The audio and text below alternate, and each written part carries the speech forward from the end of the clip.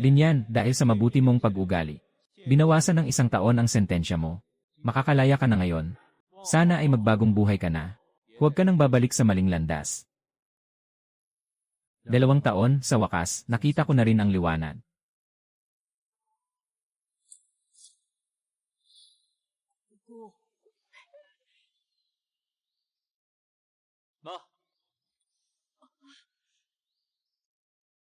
Xiaoye. Xiaoye. Xiaoye. Ikaw ba si Xiaoye? Ah, Xiaoye, anak ko. Bakit ka nandito? Ngayong oras na ito, hindi ba dapat ay nagbabagong buhay ka pa sa loob? Huwag mong sabihing tumakas ka. Ma, napagbintangan lang naman po ang anak nyo kaya nakulong. Dahil sa mabuti kong pag-ugali sa loob, nabawasan ng 1 taon ang sentensya ko at maagang pinalaya. Saka, napakabait po ng anak niyo. Paano naman po ako tatakas, di ba? Huwag na po kayong mag-alala. Mabuti, mabuti. Hay! Maghuhuli ako ng manok para ipaghanda ka natin. Ma, nasaan po si Papa, Tiali? May masamang balita, Tiali. Binugbog po si Tio Li ni Zhaoli. Sinabi pa ni Zhaoli na susunugin daw niya ang taniman ninyo ng puno ng tsaa sa bundok. Linye, bakit ka nandito? Ikaw na bata ka. Siya ang anak ng kapitan ng baryo natin. Hindi mo na ba siya natatandaan? Matagal na tayong hindi nagkita, laki ng pinagbago mo. Ano nga ulit yung sinasabi mo kanina? Naku, Xiaoye. Saktong-sakto ang pag-uwi mo. Sumama ka na sa akin, bilis. Puntahan natin ang papa mo. Matandang hukluban, ibibigay mo ba ang langis ng tsaa o hindi? Bakit ko naman ibibigay sa'yo? Itapon ang langis. Huwag po. Kung hindi mo ibibigay ang langis na ito ngayon, susunugin ko pati ang mga tanim mo. Hindi mo ba alam kung kaninong lupain ito? Kapitan, mukhang noong mga panahong wala ako dito. Madalas apihin ni Zhaoli ang mga magulang ko. Walang pahinga ang mga magulang mo rito. Araw at gabi silang nagtatrabaho. Nang linisin nila ang bakanteng lot sa baryo. Nagtamin sila ng mga puno ng tsaa. Tapos ngayong taon, maganda ang naging ani. Pero ang hayop na si Zhaoli, ipinipilit niyang sakop daw iyon ng lupain nila. Kasama raw sa kontrata nila. Kaya gusto niyang kunin lahat ng langis ng tsaa na pinaghirapang gawin ng papa mo. Napakawalang hiya talaga ni Zhaoli. Sobra na ang pang-aapi niya.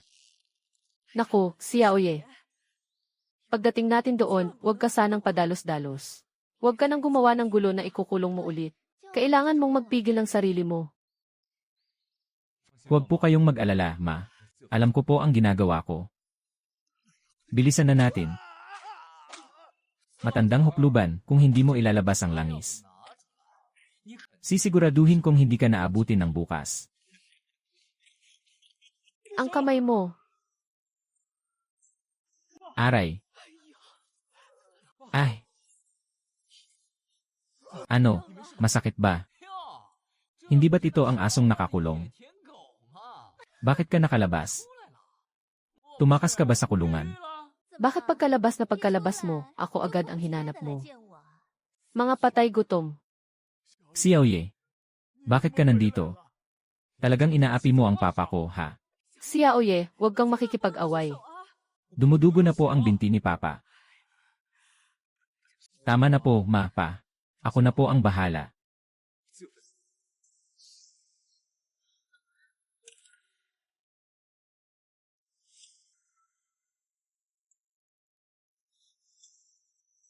Xiaoye, huwag kang padalos-dalos.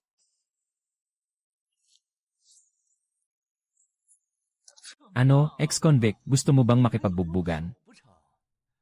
Baka gusto mong mabulok sa kulungan ng tuluyan. Mga walang kwentang tao. Masyado mong pinapahalagahan ang sarili mo. Kailangan mo yatang maturuan ng leksyon. Paano mo ba gustong ayusin ito? Ang mga magulang mo. Nagtatanim ng puno ng tsaa sa lupain ko. Kaya kung hindi nyo ibibigay ang langis na ginawa nyo, hindi matatapos ang gulo na ito.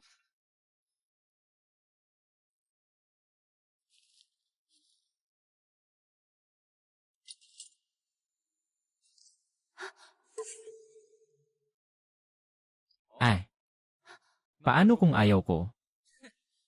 O di kaya, gumapang ka sa ilalim ng mga binti ko. Kung hindi mo ibibigay ang langis ngayon, hindi ka makakaalis dito, sumusobra na kayo. Mga bulag ba kayo? Pinaghirapang itanim ng mga magulang ko ang mga iyon. Bakit naman namin ibibigay sa inyo? Kailan pa naging ganito kalakas si Linye? Kapag nasakal niya ang isang tao. Siguradong mapapatay niya ito. Lumayas kayo, binigyan ko na kayo ng pagkakataon, hindi ba? Matigas talaga ang ulo mo, sugurin niyo siya, huwag niyo lang papatayin.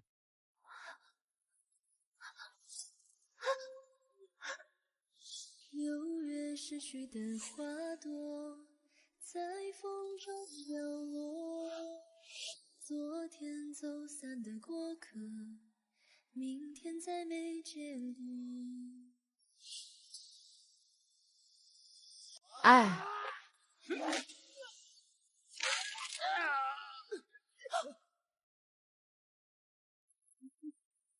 Sugod.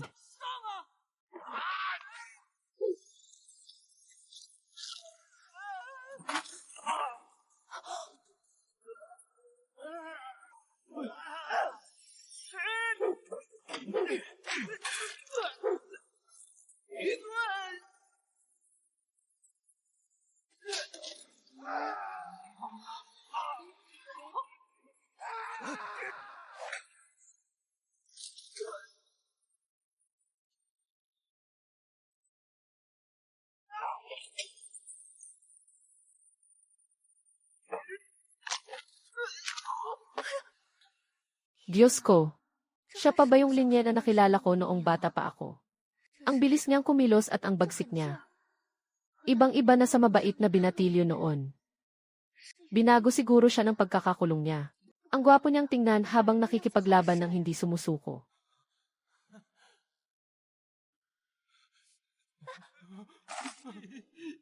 Isama mo ang mga basurero mo at lumayas kayo. Kundi bububugin ko kayo sa tuwing makikita ko kayo. Umalis muna tayo. Saan kaya natutong makipaglaban ang batang iyon? Kapag pumunta siya ng bayan, sisiguraduhin kong magsisisi siyang buhay pa siya. Linye, maghintay ka lang.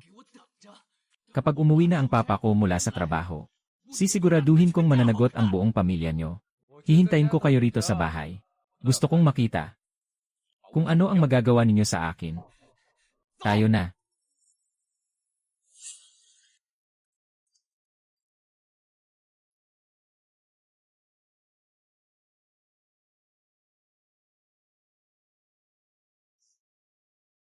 Xiaoye, makakagaling ba talaga sa papa mo ang mga damong iyan na kinuha mo sa tabi-tabi? Hindi po ito basta damo lang. Halamang gamot po ito. Pa, ano pong pakiramdam nyo? Aba, hindi na masakit. Talaga ba? Xiaoye, kailan ka pa natuto manggamot? Pa, nakalimutan nyo na po bang naturuan ako ni Lolo manggamot noon? Ah, napala. Nawala sa isip ko. Hay, Xiaoye. Siguradong nahirapan ka sa loob ng 2 taon. Mamaya, maghahanda tayo para sa pag-uwi mo. Ako na ang magluluto. Sige po. Xiaoye, naisip ko lang. Kapag nagawa na ang langis, ibibigay na lang namin ng mama mo. Sa kanya yon, tapos sa susunod na taon hindi na tayo magtatanim. Nabalitaan ko kasing ang kinikilalang ama ni Zhao Lei sa bayan ay mayaman at makapangyarihan. Ayos lang iyon, pa. Hindi nga tayo nang aapi ng iba, pero hindi rin tayo magpapaapi, di ba? Naku, Xiaoye. Hindi mo nauunawaan. Paano tayo mananalo sa mga taong sangkot sa sindikato? Natatakot lang akong baka mapadala ka sa galit mo. Huwag po kayong mag-alala, pa. Hindi na po ako makukulong. Ngayong nakabalik na ako, babawi ako sa inyo. Kaya huwag na po kayong mag-alala. Pa, ako na po ang bahala sa matrikula ni Bunso sa susunod na 4 na taon. Kakalabas mo lang, saan ka naman kukuha ng pera? Huwag po kayong mag-alala, marami akong paraan.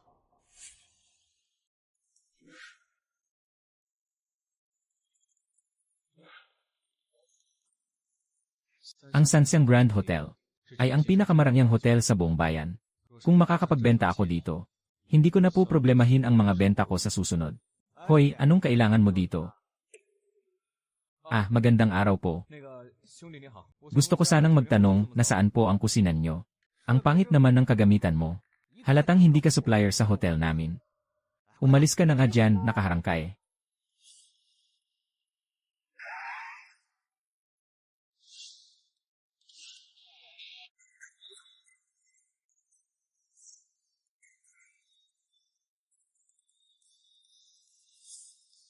Anong nangyayari rito?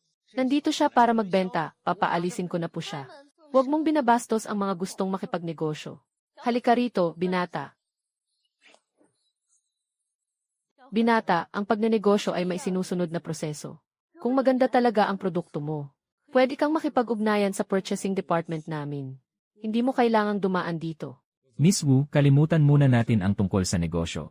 Nararamdaman mo ba ngayon na medyo mainit ang tiyan mo? At may kaunting lamig sa ibabang bahagi nito.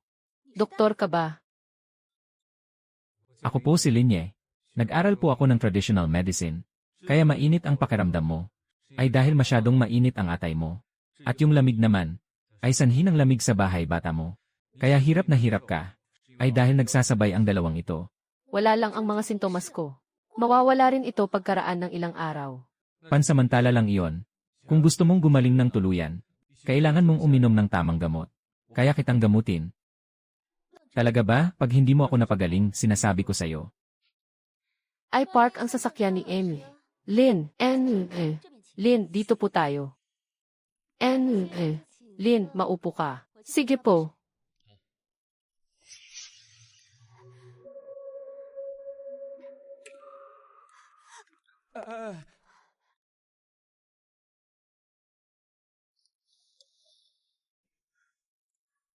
Miss Wu.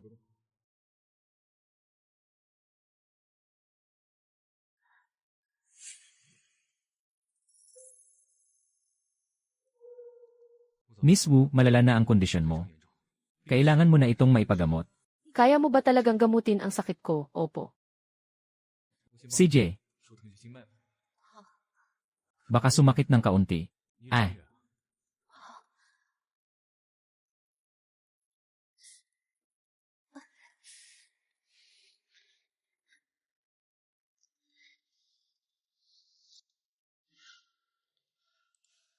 Ano na ang pakiramdam mo ngayon? Maginhawa na, hindi na sumasakit.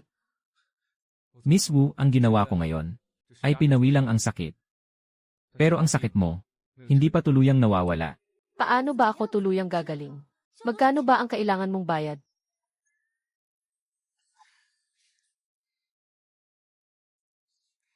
Ipagreseta na lang kita ng gamot. Kung susundin mo ang reseta ko, sa loob ng 1 linggo, tuluyan ng mawawala yan. Napakabuti mo naman, Jimmy. Lin, bibilhin ko na lahat ng isda mo. Tungkol naman sa presyo. Sige po. Tuloy. Miss Wu, may problema po. Ano yun, sabihin mo. Si Emily Zhao Shishan, bumisita po sa hotel natin ngayon. Pero 3 beses na po niyang isinauli ang isdang niluto natin. Alam niyo naman po, ang sikat na iyon ay may 30 milyong followers. Kung magbibigay siya ng masamang review, magdudulot iyon ng malaking sakuna sa reputasyon ng hotel natin. Nasaan na ba ang head chef natin? Nag-day off po siya kahapon at umuwi sa probinsya. Siguradong hindi po siya aabot ngayon. Miss Wu, bakit hindi niyo po ako subukan? Marunong kang magluto. Hindi ko po kayo bibigyan. Miss Wu, hindi po ito biro. Nga po, kaming 3 ay mga respetadong chef. Matagal na kaming kilala sa larangang ito. Sino ba ang lalaking ito? Hindi nga namin siya kilala. Paano natin ipapaluto sa kanya ang pagkain para kay Emre? Zhao. Ibinasura na ni Emily Zhao ang mga luto ninyong 3. Sino pa ba ang pwedeng magluto ngayon? Lin, dito po tayo.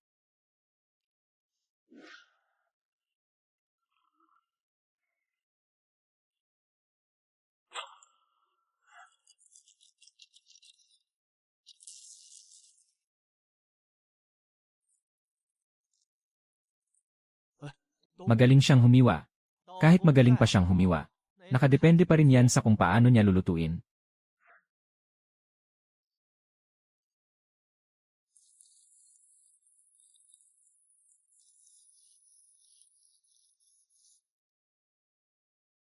Tapos na.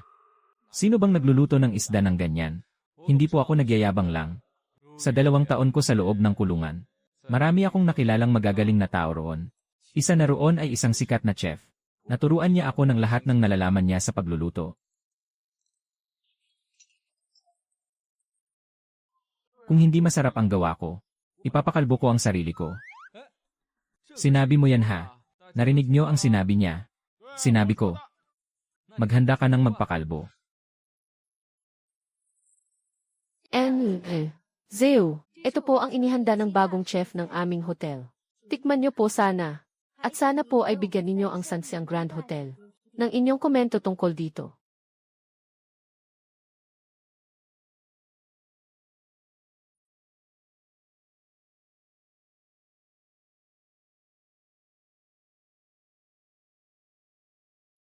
Ang lasa ng isdang ito.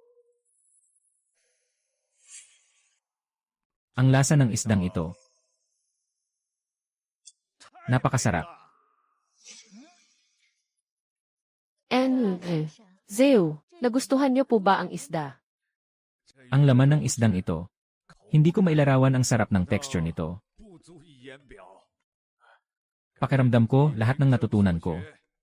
At mga salitang alam ko ay hindi sapat para purihin ang lasa nito. Mabuti naman po at nagustuhan niyo, Jing. Zeo, maaari niyo po bang ipaliwanag ng detalyado kung ano po ang espesyal sa ulam na ito? Ang steamed fish na ito, mukhang simple at talagang simple lang. Pero gawa ito sa pinakamataas na kalidad ng mga sangkap. Ang galing niyo talagang magsalita, Zeo, napakagaling. Ikaw ba ang chef na nagluto nito? Ang isdang ito ay lumaki sa umaagos na tubig mula sa bukal ng bundok. Kaya walang katulad ang linamnam ng laman nito. Ito po ang malalaking isda mula sa ilog namin. Pinagsama pa sa natural na langis ng tsaa na kami mismo ang nagpiga. Ang mga pinakamataas na kalidad ng sangkap ay madalas na nangangailangan lamang ng simpleng pagluluto. Simple ang sangkap, pero ang husay sa pagluluto ay hindi simple. Ayan, tama. Napakagaling mo, binata. Hindi mo sinayang ang isdang ito. Miss Wu, minumungkahi kong. Gawin niyong specialty ng hotel ang isdang ito. Pangalanan natin itong Sansiang Tea Oil Braised River Fish. Sige po, maraming salamat sa suhestyon niyo, Dimi. Zeo. Lin. Malaking tulong po ang ginawa niyo para sa akin ngayon. Miss Wu, dahil tapos na ang problema ninyo, pwede na ba tayong mag-usap tungkol sa negosyo? Lin, kukunin ko na ang lahat ng isda mo. Ano sa tingin mo ang 30 pesos per kilo? Lin, tingin mo ba ay mababa ang presyong ito? Diretso akong tao, Dimi. Lin, kaya sasabihin ko na sa iyo ang totoo. Maliit lang na bayan ito. Kaya ang pinakamataas na presyo lang na maibibigay ko ay 60 pesos kada kilo kapag na-iserve na sa mesa. Hindi po sa ganun. Kasi po, pakiramdam ko sobrang taas naman ang presyo. Kadalasan, kapag nagbebenta kami sa palengke, abot lang hanggang 8 pesos ang presyo ng kada kilo. Miss Wu, pwedeng kalimutan niyo na lang ang sinabi ko. Ang tapat mo namang tao, gusto ko ang ugali mo. Mula ngayon, tawagin mo na lang akong Ate Wu at kapatid naman ang itatawag ko sa iyo. Maraming salamat po, Ate Wu. Ito ang kontrata. Basta manatili ang magandang kalidad ng isda mo gaya ngayon. Kukunin ko ang kahit gaano pa karami iyan. Talaga po. Pero napakaraming isda sa baryo namin. Baka pag binigay ko lahat sa inyo, hindi nyo kaya. Huwag kang mag-alala, marami akong koneksyon. Basta mabilis mabenta ang mga ito. Tataasan ko pa ang kukunin ko at tataasan din natin ang presyo.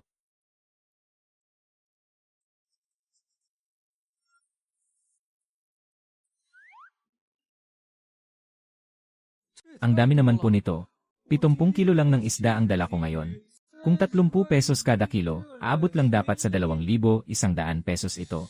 Tanggapin mo na. Itong 50,000 pesos ay ibibigay ko sa iyo bilang paunang bayad. Bumili ka ng magandang oxygen equipment para sa isda. Bumili ka rin ng maayos na sasakyan para mas madali kang makapag-deliver. Ayokong makita ang mga isda na patay na pagdating dito sa hotel. Sige po. Sana ay maging maganda ang ating samahan sa negosyo. Sana nga po, Ate Wu.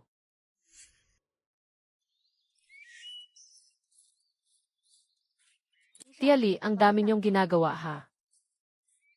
Tia Li, nandyan po ba si Linya sa bahay? Si Xiaoye. May bitbit siyang isda at langis ng tsaa ngayong araw. Lumabas siya. Ang sabi niya maghahanap daw siya ng mamimili ng produkto namin. Maghahanap ng mamimili. May magandang pananaw rin pala siya para sa negosyo. Hay nako, kakalabas niya lang diba? Kaya susuportahan na lang namin siya. Kung ano mang gusto niyang gawin. Tia Li, tama po ang ginagawa ninyo. Xiaoran. May tatanungin sana si tita. Medyo matagal na rin simula nang nakatapos ka sa kolehiyo. Hanggang ngayon, single ka pa rin ba? Sa ngayon po, single pa. Sinubukan ko na ring makipag-date sa mga lalaki dito. Pero wala pa akong napupusuan. Xiaoran, ano sa tingin mo ang anak kong si Xiaoye? Noong magkasama pa kayong pumasok sa paaralan, palagi mo siyang pinagtatanggol. Nakalimutan mo na ba? Si Xiaoye, totoong marami siyang pinagdaanan. Pero tapat siya at malinis ang intensyon. Masipag din siya sa mga gawain. At hindi kanya nakakalimutan. Tita, si Xiaoye po. Mabuti naman po siyang tao. Kaya lang po, matagal na kaming hindi nagkita. Kaya pakiramdam ko hindi na kami ganoon kalapit sa isa't isa. Nako, ano ka ba? Madali na lang ibalik ang pagkakaibigan nyo kapag mas madalas na kayong magkausap. Sa totoo lang, bagay na bagay kayong dalawa. Ah, kamusta na po pala yung mga tanim niyong tsaa? Linye, nandito ka na pala. Tita, mukhang patapos na po ako rito. Xiaoran, sandali lang. Dito ka na maghapunan. Ah, wag na po, tita. Iniintay na po ako ni Papa sa bahay para tumulong doon. Babalik na lang po ako ulit. Paalam po.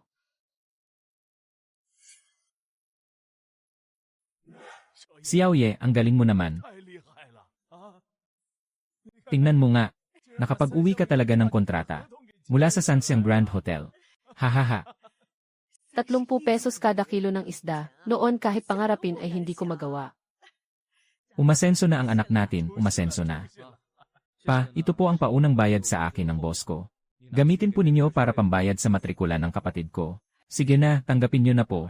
Ibinibigay niya sa inyo yan. Alam na ni Xiaoye ang ginagawa niya.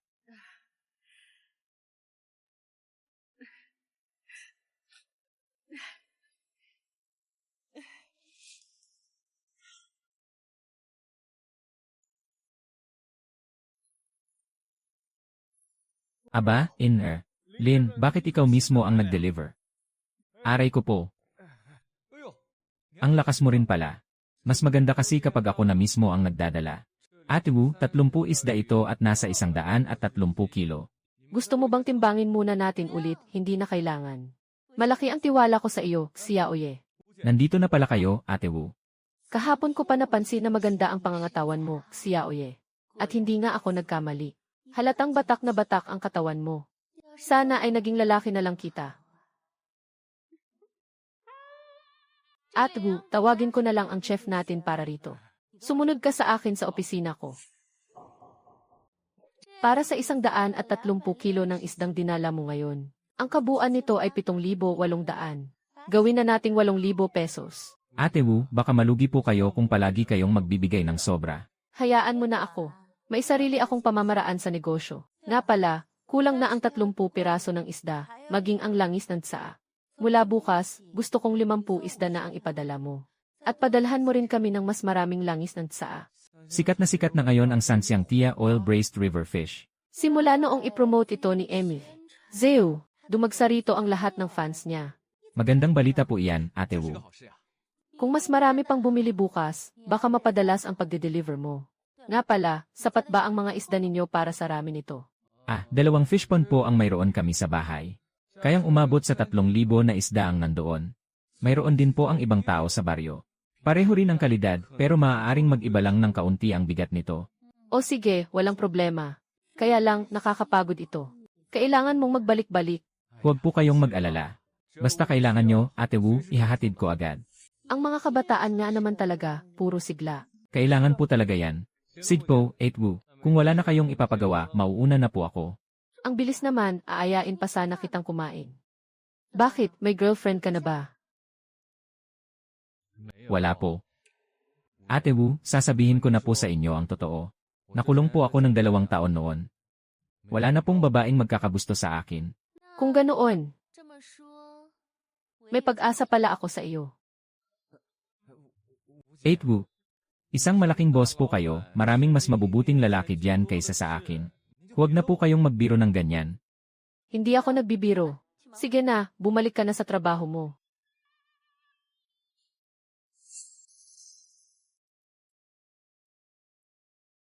Papa, Ma. Bakit ang dami mo namang pinamili? Dahan-dahan po. Dahan-dahan lang. Bakit ka naman bumili ng ganito karami? Tulungan niyo po ako rito. Dahan-dahan lang. Diyos ko po. Bakit ang dami mo namang binili? Kailangan po nating umasenso dahil kumikita na tayo. Di ba, paunang bayad lang na 50,000 ang natanggap mo. Ma, huwag po kayong mag-alala. Ang sabi ng boss ko, hatiin daw po namin. Ngayong araw po, nakabenta tayo ng 30 isda at kumita tayo ng 8,000. Kalahati sa kanya, tapos may naiwang 4,000 pesos pa sa akin. Tama po. Hindi natin alam kung kukunin pa ng hotel ang ganyang karaming isda bukas. Ma, huwag po kayong mag-alala. Kinausap po ako ni boss kanina na dadagdagan niya daw ang order. Kailangan ko raw po magdala ng 50 isda bukas ng umaga. Talaga ba? Wow, napakagandang balita niyan, tama po. Alagaan mo ng mabuti yan, Xiaoye, hahaha. Nga po pala, Ma. May natitira pa po ba tayong langis ng tsaa? Sabi po kasi ni boss ay kulang daw po ito. Kaya gusto niyang padalhan ko pa siya bukas. Ang ginawa natin ngayong taon at ang mga hindi natin na ibenta last year. Marahil mga nasa 500 kilo pa po ang natitira. Namumroblema nga ako kung paano natin maibibenta. Hindi na po kayo dapat mag-alala. Napakaganda po ng kalidad ng langis natin. Kahit gustong bumili ng ordinaryong tao ng ganitong natural na langis. Hindi po sila basta-bastang makakabili nito. Balak ko po sanang magtayo ng isang processing plant ng langis ng tsaa. Magkakaroon ng kalahating kilo, 1 kilo. Magkakaiba ng bote hanggang 2,2 kilo at 5 kilo. Tapos, pwede rin tayong gumawa ng mga pinatuyong isda. At mga nakalata na gaya ng manok na maanghang na gawa sa langis. Ang matitirang balat ng tsaa pagkatapos gawing langis. Pwede nating gamitin bilang shampoo. Siguradong magiging itim at malusog ang buhok ng gagamit nito. Pwede rin tayong gumawa ng body wash at pangbabad ng paa. Napakaganda ng epekto nito. Ibebenta natin ito sa buong bansa gamit ang live selling at promotions. Hahaha, napakagandang ideya niyan. Hindi ko lang sigurado kung ubra ba. Naku, ubra man o hindi.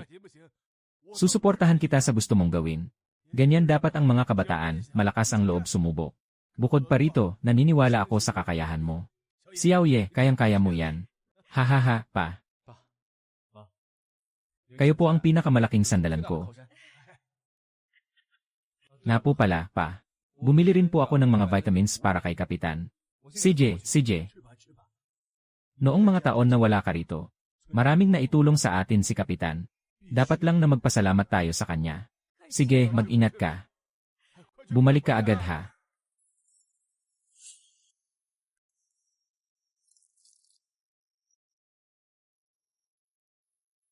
Dahan-dahan sa pagkain, walang aagaw sa inyo. Hay, Wala ngang umaagaw. Pero baka maubusan. Hahaha, hindi mo kasi alam. Dumami ang order sa Sanxiang Grand Hotel. Mamaya, manghuhuli pa tayo ulit ng 100 isda. aba, talaga ba? Ganoon karami. Mabibenta kaya yon naman. Ang sabi, may isang sikat na food vlogger. Ang nagpasikat ng Sanxiang Tia Oil Braised River Fish. Dati ay hindi ganoon karami ang mga turista rito. Pero ngayon ay punong-puno na, naku. Ngayong umaga, sinamahan ko si Xiaoye mag-deliver. At alam mo ba?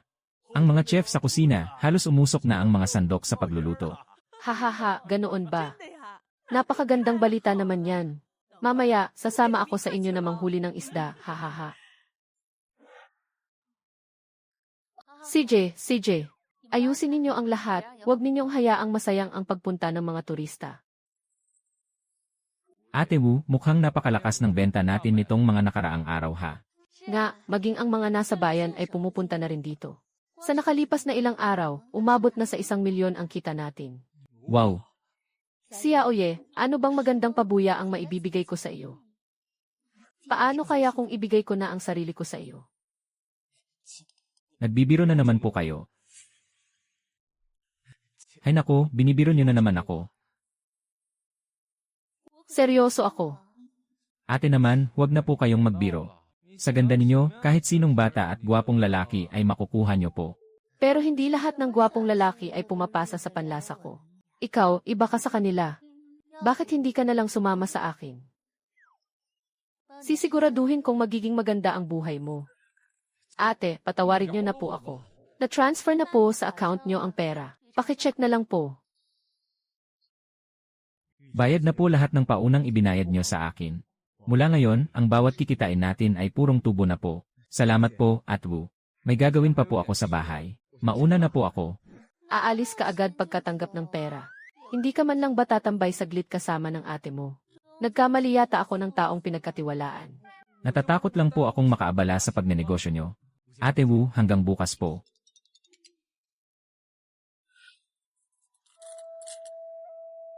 Hay, ang sabi ng mga gumagawa ng langis. Ang ganda na nga nitong gawang langis ng tsa natin. Pero binibili lang ng mga negosyante sa halagang 40 pesos kada kilo. Paano naman mabubuhay ang mga katulad nating ordinaryong mamamayan? Napakababa naman ng presyong iyon. Totoo yan. Ngayon kasi, online na bumibili ang lahat. Nahahaluan na ng mga peke ang totoong produkto. Kaya walang gustong bumili nitong dekalidad nating langis ng tsa.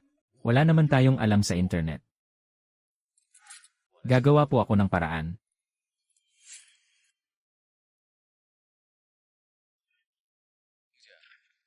Teka, may naisip pala ako.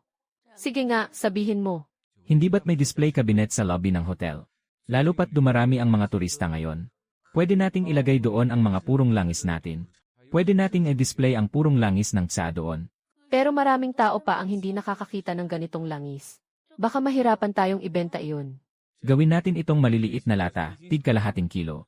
O kaya, gamitin natin ang langis ng tsa. Para gumawa ng dilatang maliliit na isda bilang free taste. Ilagay natin sa front desk para matikman nila. Siguradong babango iyon. Pwede rin nating gamitin ang balat ng tsa para gawing shampoo o sabon. Maganda ang epekto noon sa katawan. Magandang ideya rin yan. Ang magandang produkto dapat ipakita at ibenta. Lanan. Atwu. Ano iyon? Hindi ba't ang langis ng tsa na ito ay produkto ng baryo namin? Gusto ko po sanang ipalagay sa packaging ang pangalan ng baryo namin. Salamat po. Hindi po maliit na bagay ito. Kapag sumikat na tayo, magkakaroon na rin ng mamimili ang iba pang produktong agrikultural ng baryo namin. Napakalawak talaga ng pananaw mo. Huwag na natin pag-usapan iyan, presyo na muna. Yan lang ang langis na ito. Hindi po ito katulad ng isda. Puro itong gawa sa orihinal at purong buto ng tsa. Manu-mano po naming tinatanggalan ng damo ang paligid.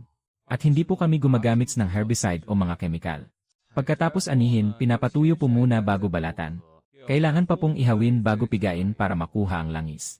Kaya medyo may kamahalan po ang presyo nito. Ano sa tingin mo ang 90 pesos kada kilo? 90 pesos kada kilo. Kukuha muna ako ng 500 kilo bilang panimula. Sige po, makakaasa kayo. Magkano po ito? Padaanin niyo ako, padaan. Masarap po ba ang langis ng tsaa na ito? Pwedeng-pwede niyo pong subukan. Tikman niyo po muna. Lokal na produkto po namin ito. Sino po ang gusto? Pumila po tayo ng maayos. Ako, pabili ako. Nakapila po ako, pabili ng isa. Ako rin po, sige po, salamat. Salamat po. Ilan pong bote sa inyo? 2 bote po. Pabili po ng 2 bote. Bumalik po kayo kapag nagustuhan nyo. Hay naku, Ganyan ba kayo kapagod na 2? ano ba namang klaseng tanong iyan? Alam mo ba kung ilang beses kaming nagbalik-balik ngayon? 3 beses, hay naku. Totoo, pakiramdam ko malalagas na ang mga buto ko sa pagod, naku po. Akala ko, pansamantala lang ang pagdami ng mamimili. Sinabi mo pa. Malapit na maubos ang isda natin sa palaisdaan at ang mga imbak nating langis. Talaga ba, ay Xiaoye? Magkano na ba ang kinita natin nitong mga nagdaang araw? Nakwenta mo na ba? Naku, hindi ko pa po nakukwenta. CJ, 把笔和纸给我一下。哎，好。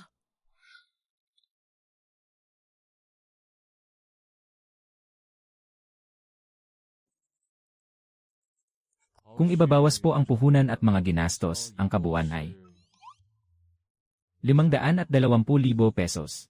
Ha, Ganun kalaki. 520,000 pesos, ang laki naman. Totoo ba ito? Totoong totoo po. Diyos ko. Kung magtutuloy-tuloy ang bilis ng pag-ubos ng Sangsiang Grand Hotel, hindi sasapat ang langis ng saan natin na ibinebenta. Kailangan na nating hintayin ang ani sa susunod na taon kung sakali. Ano nang gagawin natin pa? Wala po kayong dapat ipag-alala. Tungkol diyan, may naiisip na po akong solusyon. Anong naiisip mong gawin? Balak ko po sanang makipag-usap sa mga kapitbahay natin. Dahil isa lang naman ang kalidad ng lupa natin. Magandang ideya yan. Sa ganitong paraan, hindi na po problemahin ng lahat kung paano ibebenta ang produkto nila. Tama. Tia Lee. Oy. Aba, nandito ka pala, Xiaoran. Halika at kumain tayo, tapos na po ako, Tia Lee. Pinapabigay po ito sa inyo ni Papa. Aba. Nga pala po, nandyan po ba si Linye? Xiaoye, halika rito. Gusto sana kitang makausap ng sarilinan. Pwede ba naman, sige. Sinasabi ko sa iyo, si Xiaoran ang gusto kong maging manugang. Ma. Anong ma? Malaki ka na. Kailangan mo nang mag-asawa at bigyan ako ng apo. Binalaan na kita. Napakabait na bata ni Xiaoran. Xiaoran, magpapahatid na kita kay Xiaoye pabalik. Magkwentuhan kayong dalawa. Sige na, lumakad na kayo. Sige na.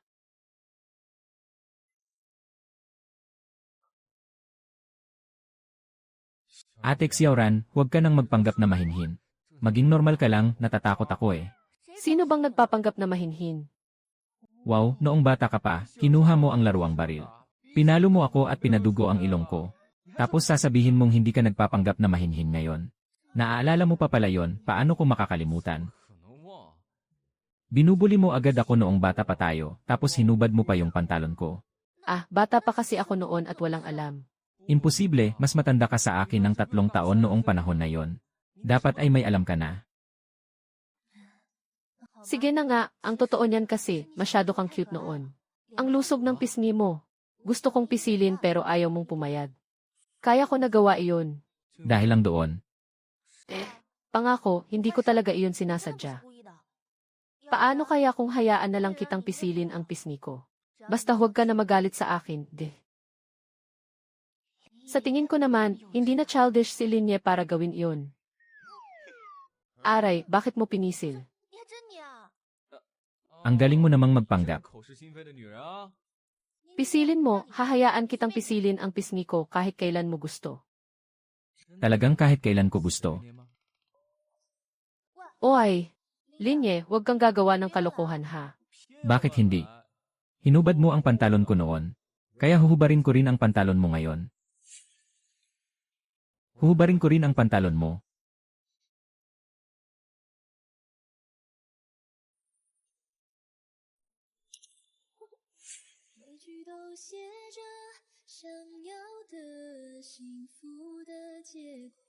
Hubarin natin ang pantalon mo. Ito ang sa iyo. Pitik sa ulo. Aray. Ganun lang, ano pa ba sa tingin mo? Ano sa tingin mo ang gagawin ko sa'yo? Inakala mo talagang manyakis ako. Sige na, sigurado akong hindi ka na parito para lang makipagkwentuhan. Sabihin mo na, ano bang sadya mo? Nabalitaan kong ikaw ang nakipagkasundo sa Sansiang Grand Hotel para sa negosyo. May mga langis din ng saa ang pamilya ko. Pwede mo ba kaming irekomenda sa kanila? Talaga ba? Tungkol naman sa presyo. Ate Xiaoran, ano sa tingin mo ang makatarungang presyo? Kung hihingi ako ng 60 pesos kada kilo, ibibigay mo ba? Ikaw pa ang nagpresyo ha. Sige, gawin nating 70 pesos kada kilo.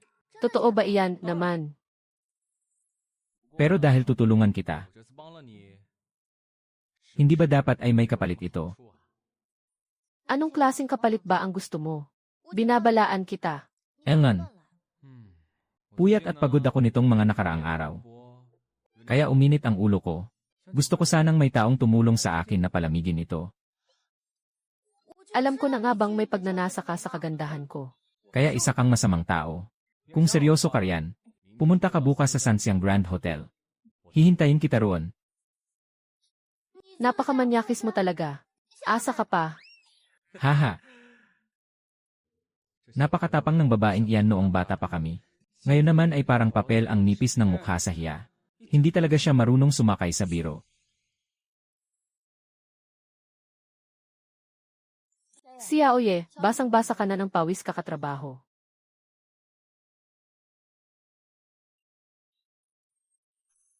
Si Aoye, nandito na ako para sa pinag-usapan natin. Wala akong nakita rito. Ituloy niyo lang ang ginagawa ninyo. Teka. Miss, hindi ito tulad ng iniisip mo. Walang namamagitan sa amin ni Xiaoye. Ganyan na ang posisyon ninyo tapos sasabihin ninyong walang namamagitan sa inyo. Nagde-deliver lang si Xiaoye rito sa hotel ko.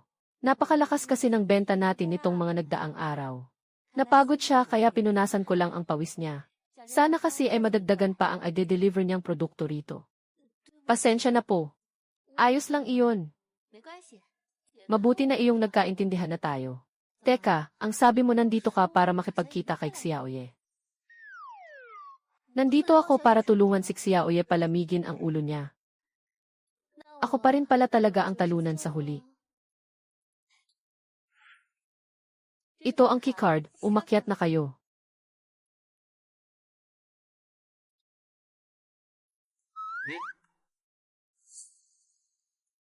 When the night has come and the land is... Ate Xiaoran, hindi ba't sinabi ko na sa'yo? Kailangan mong palamigin ang ulo ko. Nag-init na ang katawan ko rito.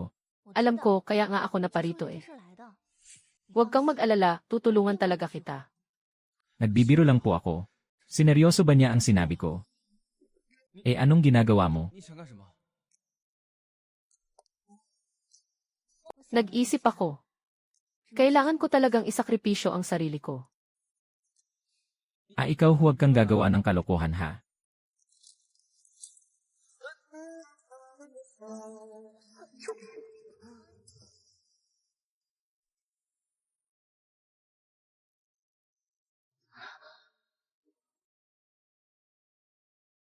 Wala akong ginagawang masama. Pero bago ang lahat, kailangan mo munang bilhin ang isda namin sa halagang 20 pesos kada kilo. At 70 pesos kada kilo para sa aming langis ng tsaa. Nagbibiro lang ako. Kahit na wala kang gawin kahit ano. Sa presyong iyan ko pa rin naman. Bibilhin ang isda at langis ng tsaan nyo. Walang nakukuhang maganda kung walang hirap. Pinalamig ko ang ulo mo. Kaya bibilhin mo ang isda at langis namin. Deal na tayo ha.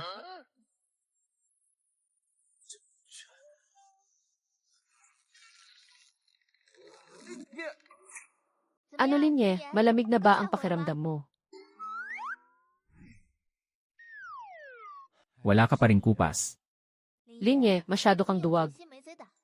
Masyado ka pang bata para subukang kalabanin ako. Napakasama mo, sinong nagsabing pagtripan mo ako kahapon? Hindi ka talaga magpapatalo ha. Mismo. Linye, napag-usapan na natin ito ha, bawal nang bawiin. Na, huwag ka nang mag-alala. Sige, mauna na ako. Pumunta ka sa palaisdaan namin bukas ng umaga. Esan.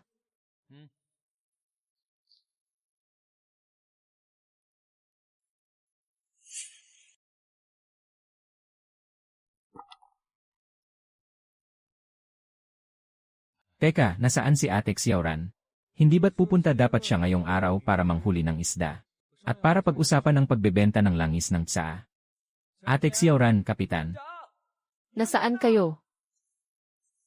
Ate Xiaoran, nandyan na. Ate Xiaoran. Sino nagpaiyak sa'yo? Sino bang umiiyak? Hindi lang ako nakatulog ng maayos. Sige na nga. Teka, hindi ba't manghuli tayo ng isda ngayon? Nasaan si Kapitan? May inaasikaso siya kaya hindi siya makakasama. Sasama ako sa inyo. Ate Xiaoran, huwag kang magbiro. Sa nipis ng mga braso at binti mo, paano ka manghuhuli ng isda? Tawagin mo na si Papa mo para makapagsimula na tayo. Hindi na po makakatayo pa si Papa. Ano pong nangyari, hindi ba't maayos naman si Kapitan noong nakaraang araw? Pasaway po kasi ang papa ko. Baliw na talaga siya, palagi siyang umiinom ng alak. Paggising ko kaninang umaga, napansin kong hindi na niya maigalaw ang mga paa niya. Linye, anong gagawin natin? Natatakot ako. Huwag kang matakot, andito ako. Huwag kang mag-alala, magiging maayos din ang lahat. Kaya ko itong gamutin. Kaya ko itong gamutin. Ay ikaw, marunong kang manggamot. Nakalimutan mo na ba, isang batikang doktor ang lolo ko. Minana ko sa kanya ang galing niya sa panggagamot. Sigurado ka bang kaya mo? Bawal sa lalaki ang sumuko. Magtiwala ka sa akin kahit ngayon lang. Sinabihan na kitang huwag nang uminom pero napakatigas ng ulo mo. Tingnan mo kung anong nangyari sa iyo ngayon. Hindi na nga ako palihim na umiinom. Sinasabi ko na sa'yo, itong gout ko. Matagal ko na itong sakit. Anong gagaling? Ngayon nga ay hindi ka na tuluyang makabangon sa kama. Paano na lang kami ng anak mo? Kung ganyan ang kalagayan mo. Ma, pa, nandito na po si Xiaoye. Aba, andyan ka pala Xiaoye. Xiaoran, Bakit mo dinala ang bisita natin sa kwarto, tita? Ako po ang nagpumilit na pumasok. Nabalitaan ko pong hindi na makabangon si Kapitan. lumang sakit lang ito, huwag kang mag-alala. Mamaya, sasamahan na kitang manghuli ng isda. Wala po tayong dapat ipagmadali. Papagalingin ko po muna kayo bago tayo umalis. Wala po tayong dapat ipagmadali. Papagalingin ko po muna kayo bago tayo umalis. Marunong kang manggamot. Ngayon ko lang iyan nalaman ha. Nakulong po kasi ako noon. Hindi naman sa ganun ang ibig kong sabihin. Naku, nagbibiro lang po ako para gumaan ang paligid. Nakalimutan niyo na po bang doktor ang lolo ko? Minana ko po sa kanya ang panggagamot. Kaya normal lang po na alam kong manggamot. Ha ha ha. Hindi ba't kulang ang kaalaman mo kung ganoon? Ay naku, ano bang pinagsasasabi mo riyan? Ang lolo ni Xiaoye ay sikat na doktor sa baryo natin. Matalino si Xiaoye, siguradong natutunan niya iyon, di ba? Xiaoye, pasensya ka na ha. Hindi ko naman kinu-question ang galing mo sa panggagamot. Kaya lang, ang gout ng papa ni Xiaoran. Ang sabi ng doktor sa ospital ay kailangang operahan. Malalaman lang natin kung magagamot ba kapag nasuri ko na. Aray ko po. Malamang po ay nanayan. Hirap na akong tumayo. Sa totoo lang, hindi na ako makapaglakad noong mga nakaraang araw pa. Kahapon nga, nakita ko pang umiiyak si papa. Gagong bata to, gusto mo bang ipahiya ang papa mo? Xiaoye, malala ba talaga ang kondisyon ng asawa ko? Magagamot pa ba ito? Opo. Hindi lang po basta magagamot. Gagaling po siya ng tuluyan at hindi na pabalik-balik. Hindi lang basta magagamot. Gagaling po siya ng tuluyan at hindi na pabalik-balik. Gagaling ng tuluyan. Imposible naman yatang mangyari yan. Xiaoye, hindi naman sa pinagdududahan kita. Pero kahit ang pinakasikat na doktor sa probinsya ay sinabing, imposible nang magamot ang sakit na ito. Madalas na idinadaan na lang ito sa diet at gamot. Kung hindi, baka ilang taon na lang ang itagal ko. Ay naku, ano bang pinagsasasabi mo? Bakit ba palagi mong tinatanggalan ng pag-asa si Xiaoye? Xiaoye, sa edad mong iyan, mabuti ang may tiwala sa sarili. Kaya lang, alam ko kung hanggang saan lang ang kaya ng katawan ko. Kapitan, pwede ko po bang subukan? Sige lang, suriin at gamutin mo lang kung paano mo gusto. Wala rin naman akong ginagawa rito. Isipin mo na lang na nagpa-practice ka. Aba, mukhang handang-handa ka sa mga kagamitan mo ha. Minana ko po talaga ang propesyon ng lolo ko. Kaya normal lang po na maging kamukha ko ang forma niya. Ate Xiaoran, pwede bang humingi ng palanggana kung mayroon kayo? Meron. Sandali lang, kukunin ko.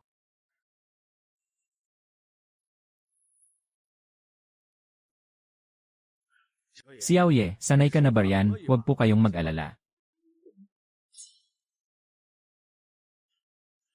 Aray ko po. Aba, para kang gumagawa ng magic ha. Mahal, masakit ba? Hindi na masakit. Para na lang siyang namamaga ng kaunti. Umalis kayo, lumayo kayo ng kaunti.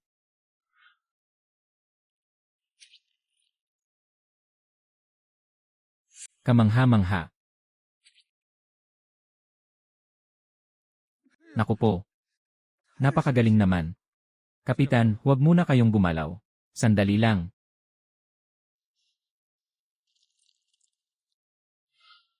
Ano pong pakiramdam nyo ngayon? Wala na akong nararamdamang sakit.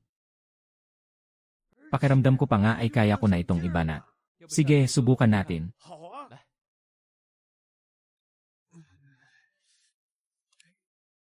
Aba. Gumaling na. Tuluyan na nga akong gumaling. Si Yaoye, napakagaling mo, isa kang tunay na magaling na doktor, si Yaoye. Pinagaling mo ang sakit ko kaya dapat lang kitang bayaran. Sabihin mo lang kung magkano. Kapitan, masyado naman po kayong formal. Sa 2 taong nawala ako rito. Kung hindi po dahil sa tulong at pangangalagan nyo. Siguradong patuloy na maaapi ang mga magulang ko. Sa kamay ni Zhao Li at ng mga kasamahan niya. Tungkulin kong protektahan ang lahat bilang kapitan ng baryo ninyo. Kapitan, palagi ko pong sinusuklian ang anumang kabutihan at hindi ko pinalalampas ang kasamaan. Kaya hindi nyo na po kailangang bayaran ako para rito. Naku, si Yaoye, hindi namin pwedeng hayaang. Hindi ka bayaran. Paano kaya kung ibigay ko na lang sa iyo si Xiaoran? Loko, asa ka pa. Bubugbugin kita, nagbibiro lang ako, huwag mo akong bugbugin. Si Yaoye, pumapayag ako sa kasunduang ito. Pwede kayong kumuha ng marriage certificate mamayang hapon. At magpulot gata ngayong gabi. Magpulot gata ngayong gabi. Tita, totoo po ba yan? Siguradong seryoso iyan.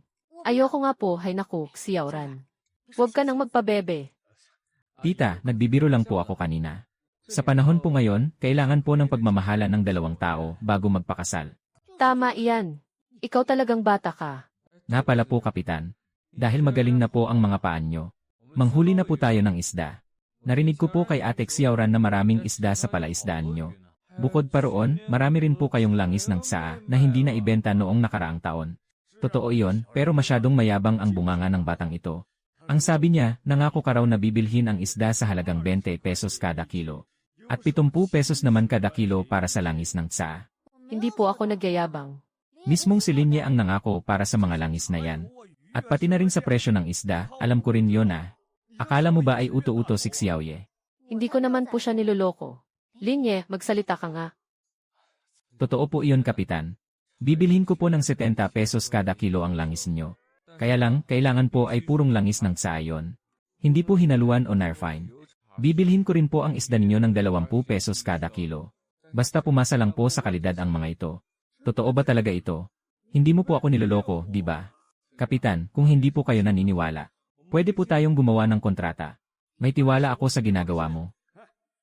Pero manghuli muna tayo ng isda. Tapos kunin na natin ang langis. Para maibenta natin ng maaga sa magandang presyo.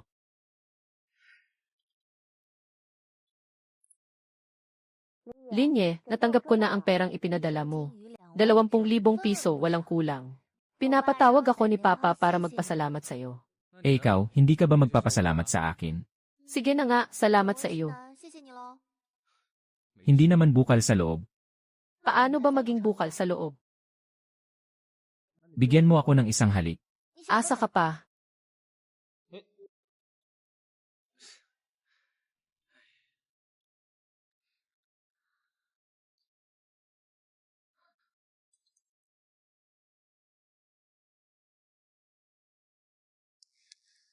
Isang halik lang naman eh.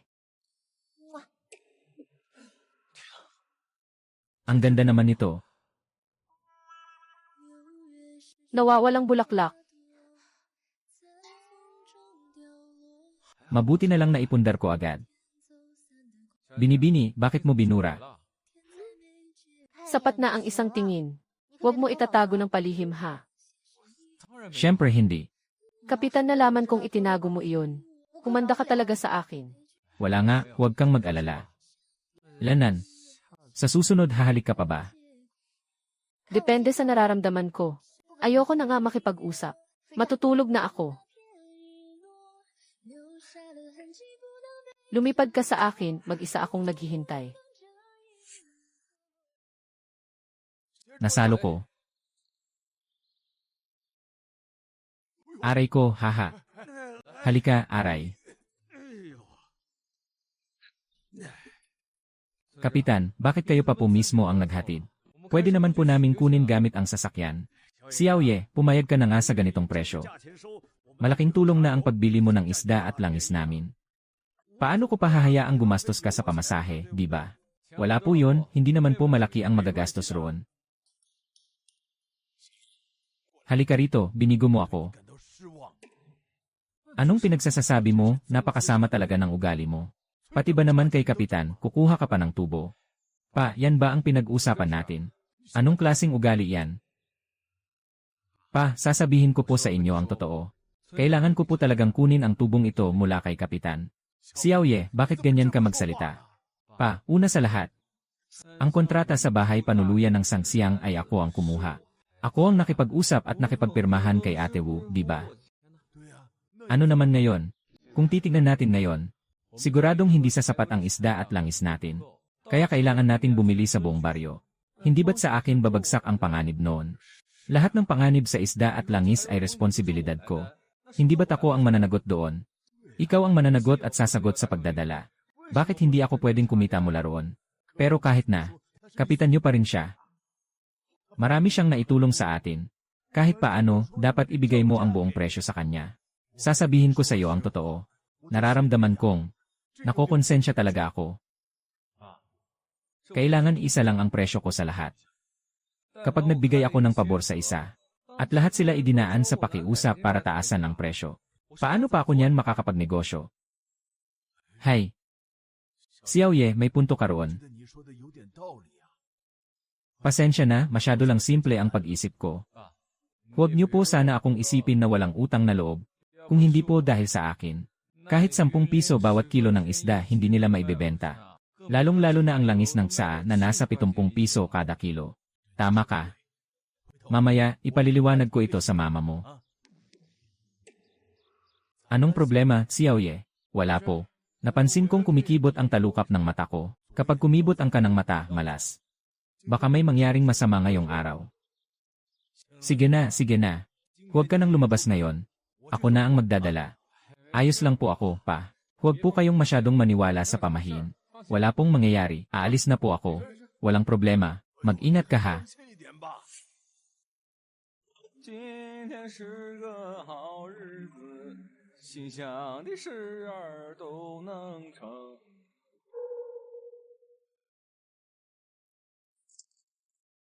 Hoy, ikaw ba si Linye, bumaba ka? Kilala niyo ako. Linye, hindi mo ba alam kung sino ang kinalaban mo? Ay, mga tauhan kayo ni Zhao Lei, no? Ang mga ito, hindi ko sila tauhan. Tauhan sila ng amo ko.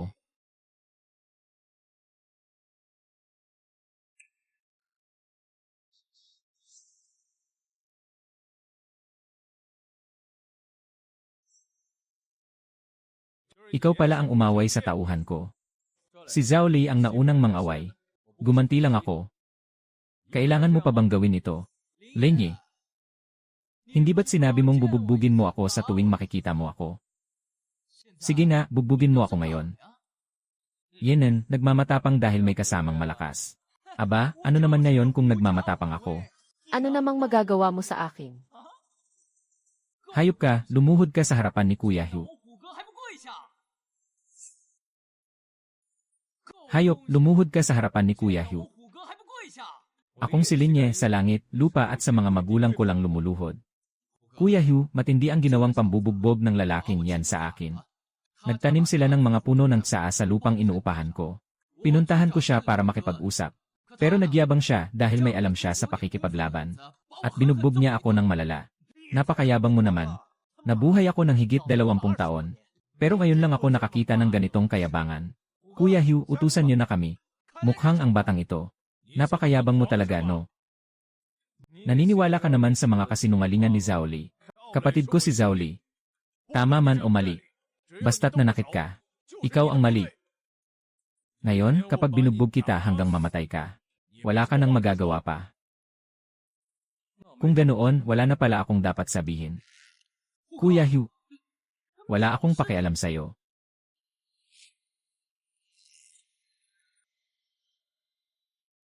Sugod.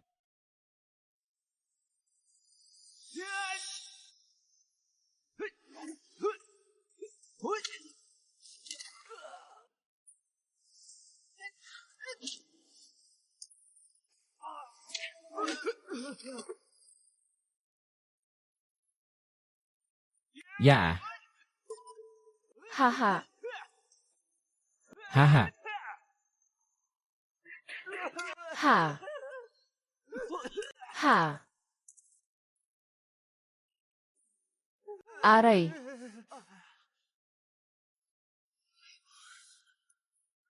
Hayop na yan, patayin niyo siya. Tumayo kayo at banatan niyo siya.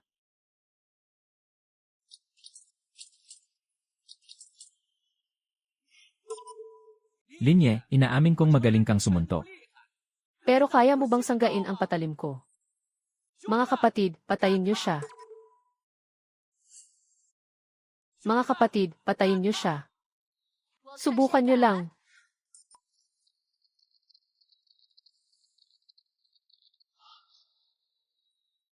Tumigil kayo. Naglakas loob kayong harangin ang tao ko. Gusto niyo bang sa isang salita ko lang? Mawalan kayo ng lugar dito sa buong lalawigan. Tinatanong kita, paano kayo naglakas loob na gawin ito? Babae, sino ka ba sa akala mo? Hindi nananakit ng babae si Kuya Hugh. Ayokong gumamit ng patalim. Lumayas ka sa harapan ko. Kung hindi, sasampalin kita. Humanda ka.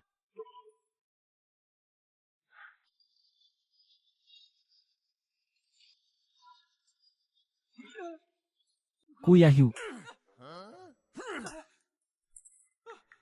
Kuya Hugh, manahimik ka. Ate Wu, hindi po kayo nakilala ng mga tauhan ko. Ako na po ang hihingi ng tawad para sa kanya.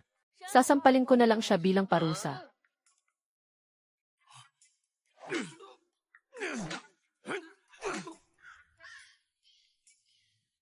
Wu, hindi po nakikilala ng tauhan ko ang mga makapangyarihang tao. At nabastos niya kayo. Humihingi po ako ng tawad. Hindi ako ang binastos ng tauhan mo, kundi siya. Hindi ako ang binastos ng tauhan mo, kundi siya.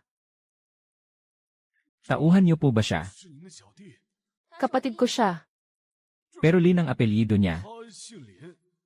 Kinakapatid ko siya. Bakit? May problema ba roon? Wala po. Xiaoye, nasugatan ka ba? Ayos lang po ako, pero Ate Wu. Bakit po kayo nandito? Nagulat sa akin ang mga gwardya na hinarang ka raw sa labas ng bahay tuluyan. Bakit hindi ka humingi ng tulong? Personal ko po kasing problema ito. Ayoko po kayong madamay. Problema mo, problema ko rin. Tutulungan kitang ayusin ito. Ahyu, tingin mo ba dahil sobrang abala ko nitong mga nakaraang araw? Madali na akong kantiin. Hindi po, Wu. Kuya Lin. Muntik na po akong gumawa ng malaking pagkakamali. Patawarin niyo po ako, bigyan niyo po ako ng isa pang pagkakataon. Hindi sa akin nakadepende yan. Kay Xiaoye nakasalalay kung mapapatawad ka niya. Kuya Lin, parang awa niyo na, bigyan niyo po ako ng isang pagkakataon. Napakasamang tao ni Zhao Li. Gumawa siya ng maraming kasamaan sa baryo namin. Nakulong ako ng 2 taon noon dahil din sa kanya.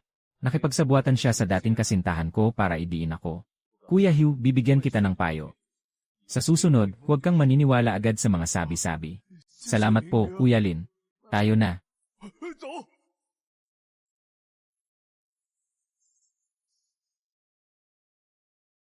Ate Wu, ang laki pala ng impluwensya niyo rito sa bayang ito. Sakto lang. Salamat Ate Wu sa pagligtas sa akin ngayon. Kapatid na ang turing ko sa iyo. Sino pa bang tutulungan ko? Salamat po, Ate Wu. Mula ngayon, itinuturing na kitang pamilya. Umuwi ka na. Kapitan, may problema ka, tawagan mo lang ako. Sige po.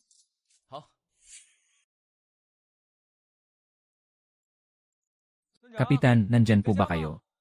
Ang sabi ni Ate Xiaoran ay umabot na siya sa limitasyon sa bangko. Kaya sinabihan ko ang tagapamahala na pera mismo ang ibabayad ko ngayon. Lumabas po kayo para mabilang ito. Ayun. Aba, ang daming tao rito ah. Mukhang hindi magandang oras para bumisita, Xiaoye. Ayos lang po, mga taga-baryo rin naman natin ito. Sige, hindi na ako mag-alinlangan. Heto po, bilangin nyo. Naku, bakit pa bibilangin? May tiwala naman ako sa'yo. Aba, napakagaling mo talaga, Xiaoye. Pinagkakitaan mo ng malaki ang bayaw ko ha. Kuya, gaano karaming isda at langis ng tsaba ang naibenta mo? Ang laki ng kinita mo ah. Lanan. 20,000 piso. Ganyang karaming isda at langis ng tsalang ang mayroon sa inyo. Pero ganyan na kalaki ang kinita mo. Hahaha, hindi nyo inaasahan no. Xiaoye, may langis din sa amin ah. Pwede mo ba kaming tulungan? Kung titignan ang bilis ng pagbebenta sa bahay panuluyan ng Sangxiang, malapit nang maubos ang langis ni Kapitan. Siyempre, walang problema. Lahat tayo ay magkakabaryo. Sa hirap at ginhawa ay magkakasama tayo. Siyempre, tutulong ako. Pero ano? Xiaoye, sabihin mo na. Pinapakaba mo naman si Tio. Ano yon? Dapat di kalidad ang langis at walang halong ibang kemikal. Bukod pa roon, hindi sila kukuha ng sobrang dami sa isang bilihan. Kaya kailangan nating pumila. Akala ko naman kung ano na. Basta't may bebenta, kaya naming maghintay. Kapitan, may isa pa po pala akong sasabihin. Ano yon? Bibilhin ko ang lahat ng isda, langis at iba pang produkto rito sa baryo. Pero iyong mula sa sakahan ni na Zhao Li at galing sa pamilya ni na Chen Mingyao, hindi ko bibilhin. Ikaw talagang bata ka, alam ko namang mapaghiganti ka. Hahaha. Kapitan, alam niyo naman po ang problema ko sa kanila. Kung sakali mang gumawa sila ng gulo at magreklamo sa inyo, papuntahin niyo na lang po sila sa akin. Nga po pala, pa. May gusto po sana akong ay konsulta sa inyo. Ano yon? Ang isda at langis na kailangan ng bahay panuluyan ng Sangxiang ay padami ng padami araw-araw. Itong maliit na sasakyan na ito, hindi na kasya ang isasakay dito. Gusto ko po sanang bumili ng isang maliit na truck. Naku, akala ko naman kung anong malaking problema. Bumili ka na, Xiaoye. Mag-seatbelt po kayo. Aalis na tayo.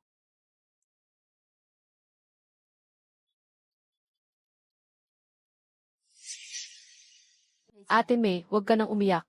Pupunta na ako riyan ngayon. Xiaoye, may kailangan muna akong puntahan. Sasamahan na lang kitang bumili ng truck mamaya. At Wu, ano pong problema? Bakit parang nagmamadali po kayo? Ang tumawag sa akin kanina ay ang matalik kong kaibigan na si Ate May. Ang anak niyang si Lele ay may cancer sa dugo. Nakatakda sana silang pumunta sa probinsya ngayon para magpagamot.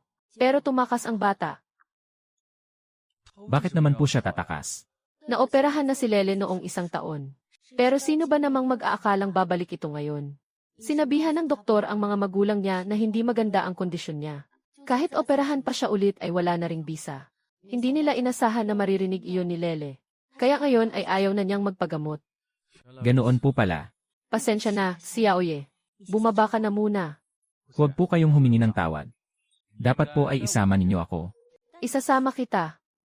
Nakalimutan niyo po bang isa akong doktor? Xiaoye, alam kong marunong kang manggamot. Pero ang sakit niya ay hindi basta-basta. Hindi mo iyan magagamot. Kahit pa malalang sakit yan. Kahit cancer ay kaya kong gamutin. Kung hindi po kayo naniniwala, isama niyo po ako para makita ko. Isa pa pong doktor ang titingin, wala namang mawawala, di ba? Sige, tayo na. Binibini, dito po tayo.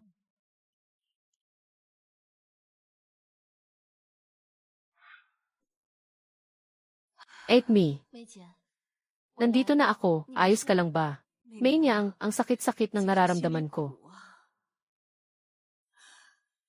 Sino naman ito? Kasintahan mo ba? Haha, May niyang. Pumapatol ka pala sa mga bata ha. Gusto ko sana. Pero ayaw niya naman pumayag. Magandang araw po, Ate May. Ako po si Linye. It's it, maganda ang pangangatawan ah. Pwede na rin. Bakit mo naman tinanggihan si May niyang? Binibiro lang po ako ni Ate Wu. Tapos nakikibiro pa kayo, Ate May. Nakakatuwa po ba akong pagmasdan? May niyang, ang batang isinama mo ay nakakatuwang kasama. Hay, gumaan ng kaunti ang nararamdaman ko. Sino bang nakakatuwa? Napasaya niya ng ganyan ang asawa ko ah. Si Alkalde Zhang po ba ito? Sino bang nakakatuwa? Napasaya niya ng ganyan ang asawa ko ah. Si Alkalde Zhang po ba ito? Binata, kilala mo ba ako? Nakita ko po kayo sa balita. Mabuti, mabuti. Huwag kang kabahan, maupo ka. Alam ko na po noong una na hindi ordinaryong tao si Ate Wu. Pero hindi ko po inasahang asawa pala ni Alkalde ang matalik na kaibigan niya. Kuya Zhang, nahanap niyo na ba si Lele? Nahanap na, nasa taas siya. Kahit anong pilit ko, ayaw niya talagang magpunta ng bahay pagamutan. Marahil ang muling pagbabalik ng sakit niya ay labis na nagpabigat ng loob niya. Ito ang magandang pagkakataon para magpakitang gilas. Kung mapapagaling ko ang anak ni Alkalde, sino pa bang maglalakas loob na kantiin ako rito sa lalawigang ito? Alkalde Zhang, pwede ko po bang tingnan si Lele? Binata, anong ibig mong sabihin? Kuya Zhang, Ate May. Siya po si Linye. Napakagaling niyang manggamot. Baka may magawa siyang paraan para gamutin ang sakit ni Lele. Naku Mainyang, huwag kang magbiro ng ganyan. Alam mo naman ang sitwasyon ni Lele. Napakarami ng gamot mula sa ibang bansa ang ininom niya. Pero sapat lang iyon para mapanatiling matatag ang kondisyon niya. At May, alam ko po. Pero magaling talaga si Linye. Naaalala mo pa ba yung matagal ko ng sakit? Napagaling niya rin iyon. Nangyari ba iyon? Opo, kaya naman naglakas loob akong isama si Linye rito. Kung ganoon, subukan mo. Hindi ako pumapayag. Kung ganoon, subukan mo. Hindi ako pumapayag. Mahal, bakit naman hindi? Laifang, kapag masyado tayong nag-aalala, nagiging padalos-dalos tayo. Tingnan mo itong binata, napakabata pa niya. Mukha pa siyang mag-aaral. Paano niya mapapagaling ang sakit ni Lele? Alkalde Zhang, hindi po ba kayo naniniwala? Hindi naman sa hindi ako naniniwala. Sadyang mahirap lang paniwalaan. Napakabata mo pa. Alkalde Zhang, bata man po ako. Pero hindi ibig sabihin noon ay wala akong alam sa medisina. Haha, Mabuti para sa kabataan ang magkaroon ng tiwala sa sarili. Pero kung masyadong nagtitiwala sa sarili, kayabangan na yon. Mainyang, umuwi na muna kayong dalawa. Bumalik na lang kayo sa susunod bilang mga bisita. mukhang hindi bibigyan ni Kuya Zhang ng pagkakataon si Linye. Simula kasi noong nagkasakit si Lele, napakarami nang nagrekomenda ng iba't ibang sikat na doktor para magpapansin. Pero ni isa sa kanila walang naitulong. Xiaoye, tayo na. Pinapaalis na nila tayo rito. Hindi pwede kahit anong mangyari. Kailangan kong makuha ang suporta nitong si Alkalde. Kung ganoon po ang desisyon nyo, aalis na po kami. Pero bago po ako umalis, gusto ko lamang po kayong paalalahanan, Alkalde Zhang. Huwag na po kayong uminom ng pampalakas na gamot na yan. Hindi niyan mapapagaling ang nararamdaman nyo sa inyong bato. Hindi niyan mapapagaling ang nararamdaman nyo sa inyong bato. Loko ka ah, anong pinagsasasabi mong kalokohan? Alkalde Zhang, huwag po muna kayong magalit. Kaya ko pong gamutin ang sakit nyo. Ang tungkol sa pampalakas na gamot na iniinom ko. Kahit ang asawa ko ay hindi alam yon. Paano nalaman ni Linye yon? Hindi po, hindi po. Ginamit ko lang po ang prinsipyo ng tradisyonal na medisina na pagmamasid at pagsusuri. Nalaman ko ang sakit nyo sa pamamagitan ng pagtingin sa inyo. Pero para malaman ng eksakto, kailangan kong pulsuhan kayo. Pulsuhan, sige, subukan mo. Bibigyan kita ng pagkakataon.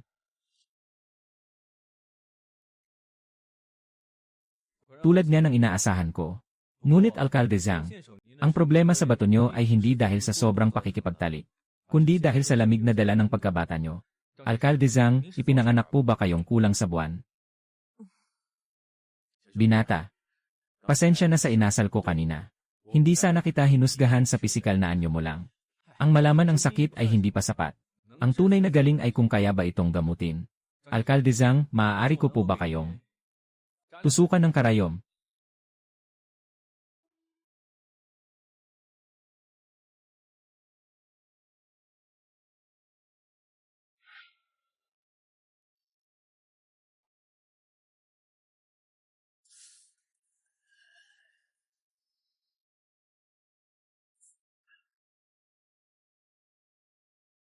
Alkalde, ano pong pakiramdam nyo? Pakiramdam ko ay bumalik ang buong lakas ng katawan ko. 8 me. Mukhang magkakaroon na ng kapatid si Lele ha. Mukhang magkakaroon na ng kapatid si Lele ha. Naku Xiaoye, huwag kang magbiro ng ganyan. Gumaling na ba ako ng tuluyan? Malalaman niyo iyan kapag sinubukan niyo mamayang gabi. Ikaw talagang bata ka. Pasensya na po kayo sa pananalita ko, Alkalde Zhang. Galing po kasi ako sa baryo. Sanay po akong magsalita ng diretsahan. Pero itong sakit niyo po, kailangan pang tusukan ng 6 na beses, bago tuluyang lumabas ang lamig sa katawan niyo. E paano naman ang sakit ni Lele, kaya mo rin ba itong gamutin? Ah, Kailangan ko po munang makita ang kondisyon niya para makapagbigay ng lunas. CJ, Umakyat na tayo.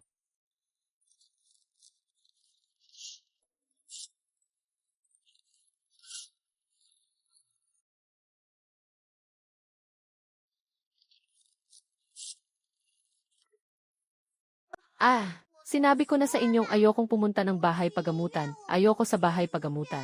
Pasensya na po kayo. Napahiya pa kami sa inyo. Lele, hindi na tayo pupunta ng ospital. Tingnan mo kung sinong nandito.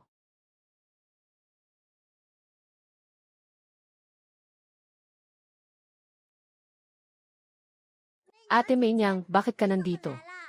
Lele, nandito ako para bisitahin ka. Yitsat, Ate Mainyang, sino ang lalaking ito? Asawa mo po. Sino po ang lalaking ito? Asawa mo po. Gusto ko sana. Pero ayaw niya naman. Hindi ah. Bakit ang mapili mo naman? Alam mo ba kung sino si Ate Mainyang? Siya lang naman ang may-ari ng malaking otel ng Sansiang Minsu. Binibigyan ka na nga ng pagkakataong guminhawa ang buhay mo. Dapat ay tanggapin mo na, maliwanag. Lele, bakit ganyan ka magsalita? Naku, hindi sa ayaw kong maging asawa niya. Sadyang maganda lang ang panunaw ng tiyan ko. Kaya hindi ko kayang umasa lang sa babae. Haha. Lele, ang kuya na ito ay doktor. Nandito siya para gamutin ka. Ayoko, alam ko namang hindi nagagaling ang sakit ko. Huwag na ninyong sayangin ang oras ninyo. Ganito na lang. Lel. Bigyan mo si kuya ng 5 araw para gamutin ka. Kung pagkalipas ng 5 araw, hindi pa rin bumaba ang antas ng sakit mo, ikot si kuya rito sa buong bayan. Nang nakahubad, ayos ba yon? Sige, bibigyan kita ng pagkakataon. Kapag hindi mo nagawa, ikot ka sa buong bayan ng nakahubad. At sisigaw ka pa ng isa akong walang kwentang doktor. Walang problema, pero sa loob ng 5 araw na yon, kailangan mong sumunod ng mabuti sa mga ipapagawa ni kuya sa'yo. Ayos ba yon, pangako? Pangako. Siguradong talo ka. Nilsad, hi. Kapatid Nagsiyaoye, maraming pasensya ka na. Kami pa naman sana ang pilit na hihingi ng pabor sa iyo na gamutin si Lele. Tingnan mo ang nangyari ngayon. Naiintindihan ko pong ayaw ni Lele na magpagamot. Wala po yun sa akin. Babalik po ulit ako bukas ng ganitong oras. Sige, hihintayin ka namin. 8 CJ. Tingnan mo muna ang pinadala kong video sa WeChat mo. Iyan ang kuha sa Kiki noong ginugulo ka ni Zhaoli. Kapag inulit niya iyon at ginulo ka niya ulit, tumawag ka ng pulis. Wala siyang takas dahil mayroon kang ebidensya. Sidpo, 8 Maraming salamat po. Ituturing ko na kayong tunay na kapatid. Tama na nga iyan. Aba, maganda yan ah.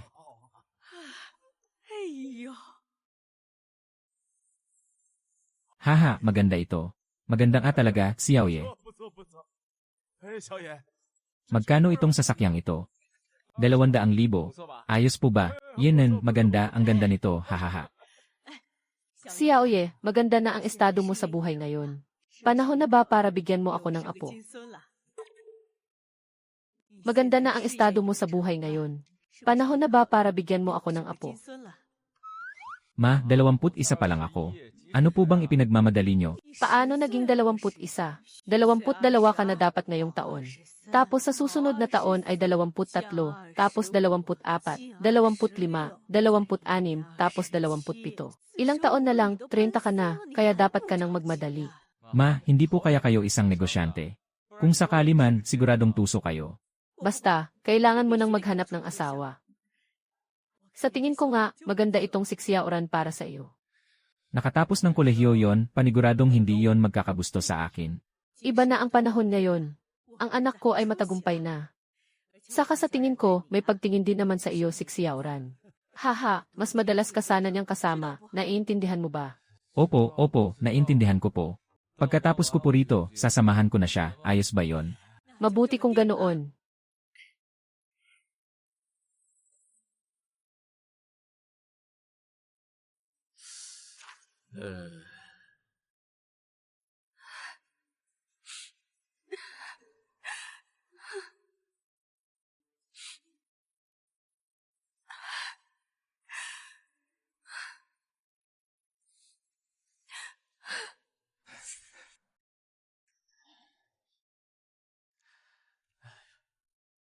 Xiaoye, napakagaling mo talaga.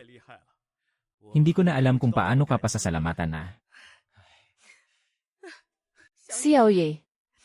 Hindi mo alam dinala ko si Lele para magpa-check up. Nagulat ang doktor. Bumalik daw sa normal ang lahat ng resulta niya. Akala pa nga nila noong una ay mali ang na-diagnose sa kanya. Mabuti kung ganoon. Lel. Ano, hindi ka niloko ni kuya, di ba? Salamat, Kuya Linye. Paglaki ko, siguradong ikaw ang papakasalan ko. Huwag mong basta-bastang sabihin yan dahil bata ka pa. Hahaha, ganito kasi yung mga nababasa ko sa nobela eh. Dahil hindi ko masusuklian ang pagligtas niya sa buhay ko. Sarili ko na lang ang ihahandog ko. Hahaha. Xiaoye. Niligtas mo ang buhay ng anak ko. Kaya dapat lang nasuklian ko yon. Pwede kang humingi ng kahit ano. Basta't kaya ko itong ibigay. Hindi ako magdadalawang isip. Eman, Kuya Zhang. Kahit anong hilingin ko ba talaga? Basta ba hindi labag sa batas? Kahit ano, gagawin ko. Kuya Zhang. Kung ganoon, gusto ko sana ng isang kalsada. Kalsada, opo. Isang kalsada mula sa baryo Heping hanggang bayan. Napakapangit po kasi ng kalsada sa baryo namin. Kaya nahihirapan kaming umunlad. Ah, hindi mo inisip ang sarili mo. Sa halip ay ang ikaunlad ng buong baryo ninyo. Gaya nga po ng kasabihan, tulungan ang lahat na umunlad ng sabay-sabay. Anong saysay kung ako lang ang yayaman? Mas maganda kung sabay-sabay guminhawa ang buhay nating lahat. Isa pa, kung may maayos na kalsada, uunlad ang buhay namin. Kung hindi, paano po ako kikita? Aba, Linye. Napakaganda ng hangarin mo. Engan.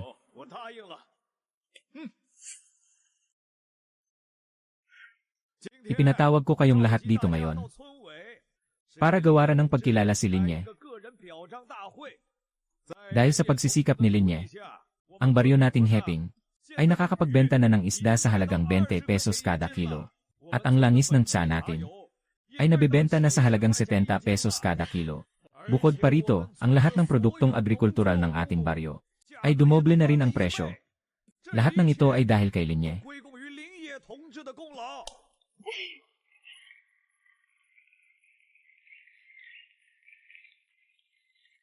Napakagaling mo, Xiaoye. Ang galing mo, Xiaoye. Haha, masasabi nga na. Si Linye ang pag-asa. At kinabukasan ng ating baryo. Masyado naman po ninyo akong pinupuri.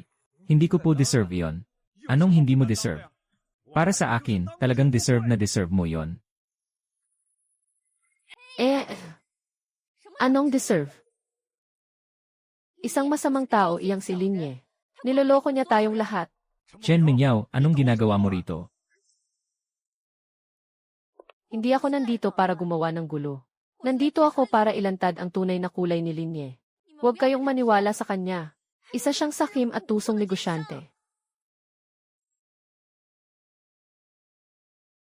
Isa siyang sakim at tusong negosyante. Chen Mingyao, huwag kang ang magsalita ng walang basehan, umalis ka na. Kapitan, gusto niyo po ba akong patahimikin? Hindi ako papayag. Ayos lang. Kapitan, hayaan niyo siyang magsalita. Gusto ko ring marinig kung ano ang sasabihin niya. Alam ba ninyo?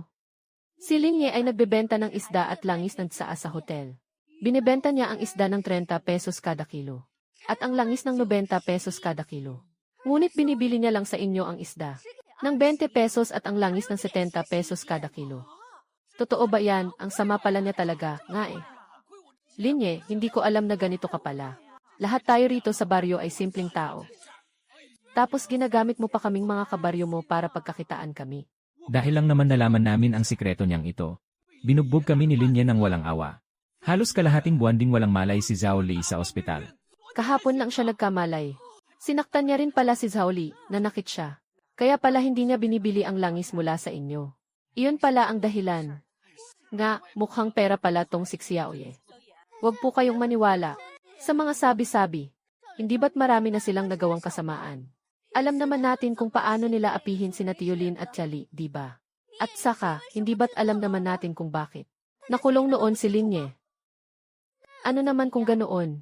Pero totoo namang pinagkakitaan tayo ni Linye.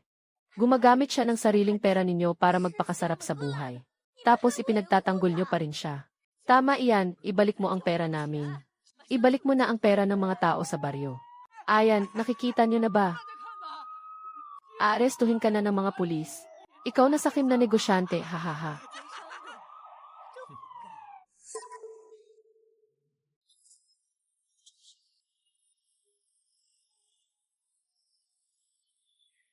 Oy, Hala! Alkalde Zhang, bakit po kayo nandito? Sinasamahan lang po namin si Alkalde. Tumabi po muna kayo. Paraanin niyo kami. Alkalde, mag-ingat po kayo sa daan.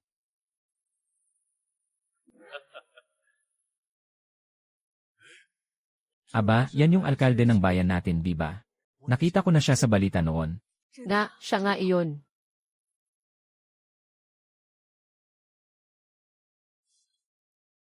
Alkalde, narinig niyo rin ba kung paano apihin ni Linye ang mga tao rito? Nandito po ba kayo para tulungan kaming ibalik ang hustisya? Chen Mingyao, anong kalokohan yan? Bumaba ka riyan, ayoko. Kung nandito si Alkalde, tiyak na bibigyan niya kami ng hustisya. Huwag mo akong patahimikin. Ano bang nangyayari rito? Alkalde, hindi niyo po alam. Siling niya po para lang umunlad ang buhay. Ibinulsa niya ang malaking halaga ng tubo namin. Pinaghirapan po namin ang perang iyon. Katakataka naman yon.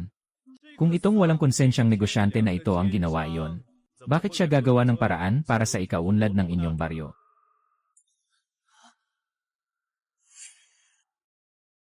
Kung itong walang konsensyang negosyante na ito ang ginawa iyon, bakit siya gagawa ng paraan para sa ikaunlad ng inyong baryo? Alkalde, anong ibig mong sabihin doon?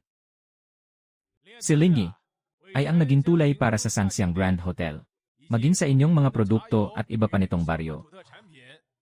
Dahil dyan, umunlad ang ekonomiya rito sa bayan natin. Kaya nakiusap akong makipagkita sa kanya. Pero wala siyang hininging pabor para sa sarili niya. Bagkus, nakiusap siyang tulungan ko ang baryo ninyo na magpagawa ng kalsadang diretsyo rito. Sabi ko na nga ba, anak ko talaga siya. Noong tinanong ko siya kung bakit, ang sinagot lang niya, kailangan munang umunlad ang ilan para mahikayat ang lahat. Anong saysay kung siya lang ang uunlad? Mas maganda kung sabay-sabay guminhawa ang buhay ng bawat isa rito. Aba, nga. Tama ang sinabi niya. Nga eh. Tama talaga siya roon. Ang galing pala talaga niya. Pagkatapos namin magpulong, napagpasyahan na naming simulan ang paggawa ng kalsada rito. Kaya kami nandito ngayon, ay para ibigay ang parangal kay Linye.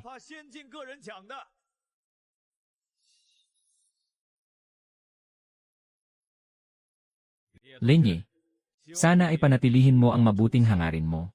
Huwag po kayong mag-alala. Gagawa ako ng paraan para patuloy na umunlad ang baryo natin. Makakaasa po kayo. Mabuti, maganda yan. Aasahan ko yan. Tungkol sa paggawa ng kalsada. May makikipag-ugnayan sa baryo para rito. Sige, aalis na muna kami.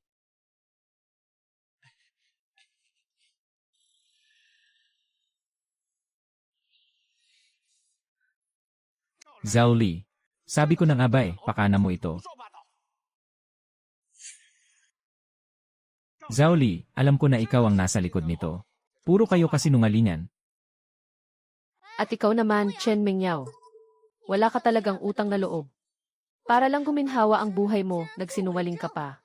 Kinulong tuloy ang anak ko dahil sa inyo. Linye, sinasiraan mo ba ako sa kanila? Ano ka mo? Alam mo sa sarili mo kung ano ang totoo. Hindi ka ba napapagod? Sinong nanghingi ng tulong sa iyo? Sinadya ni Zhao Li iyon para mapansin ako. Ngunit sa halip, ikaw pa ang naging sagabal sa pangarap ko. Wala ka talagang kahihiyan. Noong panahong iyon, magkasintahan pa kayo ni Xiaoye. Ang kapal naman ng mukha mong gawin iyon sa kanya. Kanya-kanya lang tayo. Kung sinong mas nakakaangat, di ba? At saka, ano bang ipinagmamalaki nitong si Linye? Ginamit niya lang din naman kayo para makakuha ng malaking tubo. Kahit magkano pa man ang presyo ng benta nyo. Sariling pagsisikap iyon ni Linye kung kumikita man siya mula roon. Na, kung wala siya, baka nananatili pa ring nakatago ang mga langis natin. Dahil walang bumibili. Paano natin ito maibebenta ng 70 piso kada kilo? Totoo iyon, hindi siya makasarili. Hindi niya kinalimutan ang pinanggalingan niya nang umasenso siya.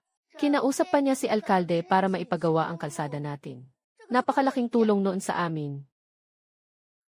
At itong si Zhao Li. Ginagamit ang impluensya ng pamilya niya. at inaapi kaming lahat. Kung hindi napalaya ng mas maaga si Xiaoye dahil sa husay niya, baka hindi namin nakuha ang pagkakataong ito para umunlad. Yaman, Na, lahat naman ay gustong kumita, di ba? kung ikaw yan, Baka mas malaki pa nga ang kunin mong tubo eh. Ginagawa ito ni Xiaoye para sa buong baryo natin. Siya pa ang sumasagot sa gas. At siya rin ang naghahatid. pati panganib, inaako niya. Hayaan niyo na siyang kumita ng maliit. Nga, hayaan niyo na siyang kumita, hayaan niyo na siya. Magsitigil kayo. Kung tutol po kayo na kumukuha ako ng tubo, mula ngayon ay hindi na ako tatanggap ng mga panindan nyo. Maaari na kayong maghatid ng sarili nyo sa pamilihan. Hindi po ako magagalit. Kahit maghatid kami sa hotel, hindi naman paniguradong tatanggapin nila kami. Nga, ikaw ang kumuha ng kontrata, kaya ikaw lang ang kilala nila. Ikaw lang ang pinagkakatiwalaan nila, Linye. Walang hiyang Zhao Li. Sinisira mo ang kabuhayan namin. Bugbugin natin siya, bugbugin. Bugbugin nyo, Tigil na, bugbugin nyo pa. Tama na, parang awan nyo na. Hindi ko na ulitin. Xiaoye, narito ang ilang suhestyon ko. Tingnan mo kung anong masasabi mo. Kung andyan si Ate Wu para gabayan kami, siguradong magtatagumpay agad itong kumpanyang itatayo namin. Nagulat ako noong sinabi mong gusto mong magtayo ng sariling kumpanya. Kung hindi ako nagkakamali, 3 buwan lang ang nakalipas. Nagmumotor ka pa noon. Para lang deliver ang mga isda nyo sa hotel ko, di ba? Ngunit sa isang iglap lang, magtatayo ka na ng sarili mong kumpanya at pabrika. Siyempre, iyon ay dahil sa inyo po. Dahil binigyan nyo ako ng pagkakataon. Sa lakas ng loob at paninindigan mo. Magiging matagumpay ka kahit sino pa man ang makasama mo. Xiaoye, maging totoo ka nga sa akin. Magkano na ang ari-arian mo ngayon? Ibabawas ba natin ang pera mula sa investment company na inilaan ko? O yung 5 milyon kong ipon? Ano? Para maitayo ang kumpanyang iyan. Nangangailangan iyan ng halos 20 milyon. Kaya mo bang kumita ng ganoon kalaki sa loob lang ng ilang buwan? Nitong mga nakaraang araw po, ginamit ko ang mga produkto mula sa mga karatig na baryo para sa ginagawa kong online selling. Bukod pa rito, maraming bumibisita sa atin. Kaya mabilis na bumalik ang puhunan ko. Napakagaling mo talaga. Kung ako ang nasa edad mo, paniguradong hindi ako magkakaroon ng ganyan kalakas na loob. Mukhang kumita ako ng malaki sa pamumuhunan ko rito. Siyempre, kung kayo ba naman po ang makakasama ko, wala na akong katatakutan pa. Ay, nga po pala. Kung wala na po kayong kailangan, mauna na po ako. Iniintay pa po kasi ako ng kasintahan ko. Aba, malapit ka na palang magpakasal . Kailan ang kasal nyo? Matagal pa po yon. Magandang araw po, may hinahanap po ba kayo? Titingin po sana kami ng bag. Mayroon po ba kayong cute na disenyo? Opo, dito po tayo. Mayroon po kami ritong mas buhay at masayang kulay. Makakapili po kaya kayo rito ng gusto ninyo. Pumili ka lang dyan, Xiaoran.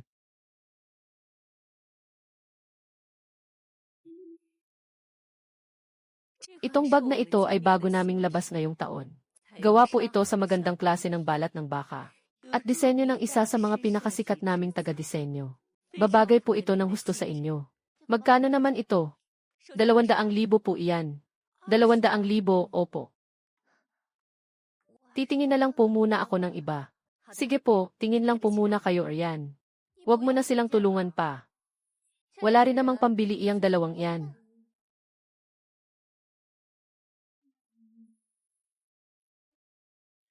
Kahit tumingin pa sila riyan maghapon, hindi pa rin sila bibili. Matagal-tagal din tayong hindi nagkita. Mga probinsyano ba naman ay mangangarap ding bumili ng sikat na bag? Aba, ang kapal din pala talaga ng mukha mo na magpakita pa sa akin, Chen Mingyao. Isa akong VIP customer. Kahit saan ko pa gusto magpunta, magagawa ko. Ate, kukunin ko na itong bag na ito. Saka, baka pwede nyo namang paalisin itong 2 hampas lupang turito. Nasusuka ako sa amoy probinsya nila at hindi ako makapag-shopping ng maayos. Pasensya na po. Ang lahat po ng pumapasok dito ay aming customer. Anong hindi pwede? Hindi mo ba alam na isa akong VIP? Ipagpapalit mo talaga ako para lang maprotektahan ang 2 hampas lupang ito. Tawagin mo ang manager nyo dahil ipapatanggal kita sa trabaho. CJ, kung gusto mong tawagin ang manager namin, tatawagin ko siya. Gusto ko lang malaman kung sino sa atin ang papaalisin niya dito. Linye, kung ako sayo, hindi ko hahayaang ipahiya pa lalo ang sarili ko. Umalis na kayo at iligtas mo na ang sarili mo sa kahihiyan. Huwag kang magmadali, lalabas din ang totoo mamaya kung sino ang mapapahiya. Elmath, Shen, ano pong maipaglilingkod ko sa inyo? Manager Layang, mabuti naman at andito ka na. Ang salesla din ninyong ito ay walang kwenta. Tanggalin niyo siya sa trabaho ngayon din. Saka ang dalawang probinsyanong to. Ang baho-baho nila at nawawalan ako ng ganang mag-shopping. Paalisin niyo na nga sila. Elmath, Shen, hindi po iyan ayon sa aming regulasyon. Regulasyon, ako ang regulasyon. Nakalimutan mo na ba kung magkano ang ginagastos ko rito taon-taon? Pati ang nobyo ko, kinalimutan mo na rin ba? Chen Mengyao. Nagtatrabaho lang rin si Manager Layang. Hindi mo siya kailangang sigawan at bastusin ng ganyan. Babastusin ko siya kung kailan ko gusto. Ano namang magagawa mo? Kung kaya mo, tularan mo ako. Haha, kaso nga lang, wala kang pangalan at impluensya. Kundi isang record lang sa pagkakakulong. Hahaha, oh. Ang ibig mong sabihin, basta may pangalan at impluensya ang isang tao. Siya na ang magdidikta ng mga pwedeng gawin rito. Siyempre naman. CJ. Kung gayon, maaari ka nang umalis. Ito ay shareholder card. Hindi ko pa to nakita. Anong shareholder card? Isa ka lamang dating preso. Saan ka naman kukuha ng puhunan? Kung totoo man iyang card na iyan, lalabas ako rito ng nakaluhod. Kunin mo ang card na ito. Sasamahan mo ang isang dalaga na bumili ng mga gamit. Kabilang ako sa mga shareholder nitong mall. Gamitin mo iyan para makakuha kayo ng diskwento sa mga bibilhin ninyo rito. Salamat po, Atwu. Elmath, Shen, base sa utos ng shareholder ng mall na ito, tanggal na po kayo bilang VIP member. Hindi na po kayo papayagang bumili sa lahat ng tindahan dito. Mangyari po lamang na lisanin na ninyo ang lugar na ito. Ano? Pinagsasasabi mo? Chen Mengyao. Maaari ka nang umalis ng nakaluhod ngayon. Lumuhod ka na. Impossible. Iyong card na iyon siguradong ninakaw lang iyon ni Linye. Huwag kayong maniwala sa kanya. Dati siyang preso. Guardia. Bitawan niyo ako. Bitawan niyo ako, pasensya na po at kinailangan ninyong makita iyon. Para po sa inyo, ang lahat ng bibilhin ninyo rito ngayon ay mayroong 30% diskwento. Pili na po kayo. Huwag na. Masyadong mahal iyang bag na iyan. Ang mahalaga ay gusto mo, di ba?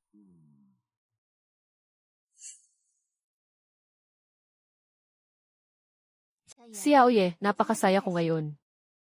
Pero napagastos ka patuloy ng malaki. Nakakahiya tuloy. Kung talagang nahiya ka, bigyan mo ako ng isang halik. Nasa labas pa tayo oh. Mahiya ka nga.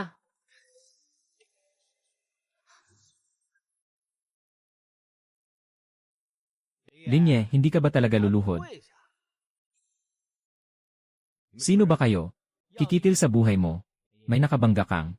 Hindi mo dapat kinalaban. Bakit hindi ka pa lumuhod? Mga tauhan kayo ni Zhao Lei, ano? Dami mong satsat. Lumuhod ka na. Kundi papatayin kita. Mga basurero. Kung hindi lang ako natatakot na bulatin si Atek Xiaoran, isang suntok lang kayo. Si Aoye, anong gagawin natin? Huwag kang mag-alala, hintayin mo ako rito sa sasakyan, ayos ba? Wala ito.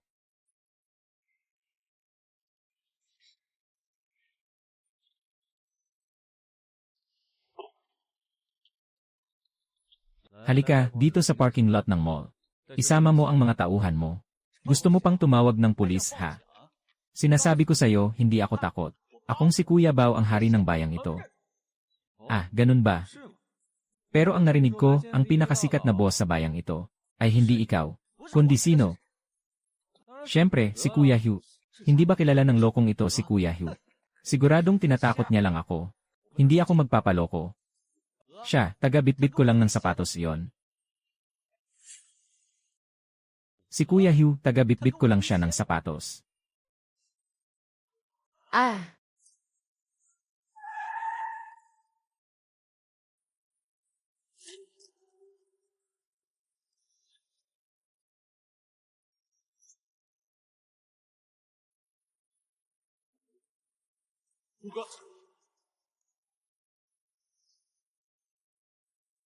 哦，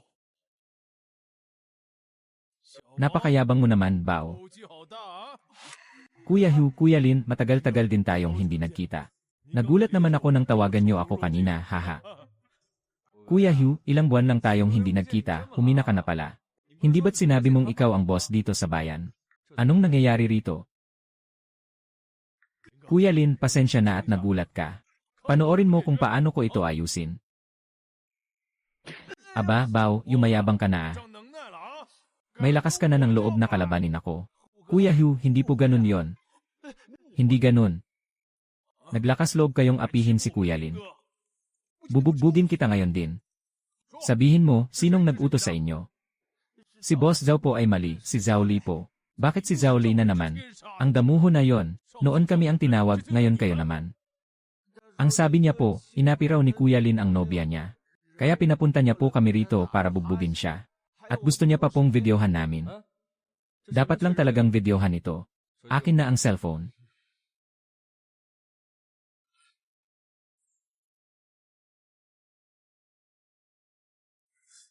Zhao Li, Chen Mengyao. Walang kwenta ang mga taong kinuhan nyo. Hindi sila kasing galing ng mga tauhan ko. Ngayon, binugbog ko lang siya. Sa susunod na guluhin nyo pa ulit siya. Isasama ko kayong dalawa sa bubugbugin ko. Kuya Lin, maayos ba ang ginawa ko? Ayos lang. Sakto ang pagdating nyo. Siyempre naman po, salamat po sa papuri, Kuya Lin. Huwag na po kayong mag-alala, Kuya Lin. Nandito lang po akong si Ahyu. Mula ngayon, wala nang magyayabang sa harapan nyo. Hahaha, sige na. Sasabihin ko kay Ate Wu ang magagandang ginawa mo. Sige po, hahaha. Siya Oye, tinakot mo ako, akala ko kung ano nang mangyayari. Tumawag pa nga ako ng pulis eh. Hindi ba't sinabi ko na sa'yo? Walang magyayaring masama hanggat nandito ako. Paano mo ba nakilala ang mga taong iyon? Sa pakikipagbubugan. Nagbibiro ka na naman. Pero mabuti na rin yon. Ngayong nandyan sila, wala nang mang-aapi sa atin. Tama. Tayo na, umuwi na tayo at kumain. Tagay.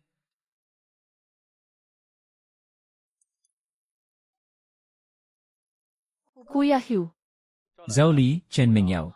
Walang kwenta ang mga taong kinuhan nyo. Hindi sila kasing galing ng mga tauhan ko. Ngayon, binugbog ko lang siya. Sa susunod na manggulo pa ulit kayo. Isasama ko kayong dalawa sa bubugbugin ko. ang cellphone ko. Bagong labas pa naman iyon. Lenny. Lumalakas na ang loob mo, ha? Nakikipag-ugnayan ka na pala kay Kuya Hugh. Ano? Kuya Lee, anong gagawin natin? Hahayaan na lang ba natin ito? Siyempre hindi. Kung gayon, gumanti tayo. Anong silbi ng pagbugbog sa kanya? Mas masayang sirain ang buhay niya. Naimbestigahan ko na siya. Magtatayo pala si Linya ng kumpanya sa bayan. Sisiguraduhin kong hindi iyon magpapatuloy. Ang galing nyo, Kuya Lee.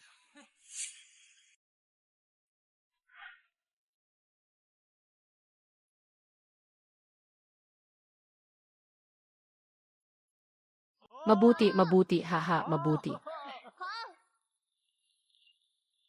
Mga kababayan, napakagandang araw po ngayon. Formal na pong nagbubukas ang aming Heping Agricultural Trade Company. Ang kumpanya namin ay nakatuon sa mga lokal na produktong agrikultural. Umaasa po kaming umunlad kasama ang lahat ng mga ngalakal. Magaling. Ayos, tayo na.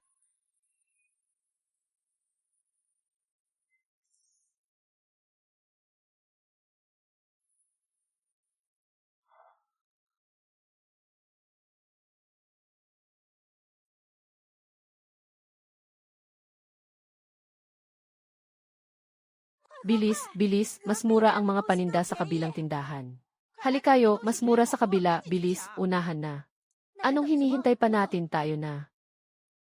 Tara, bilis.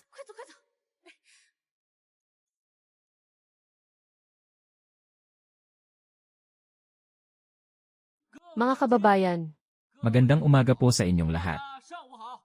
Napakagandang araw po ngayon.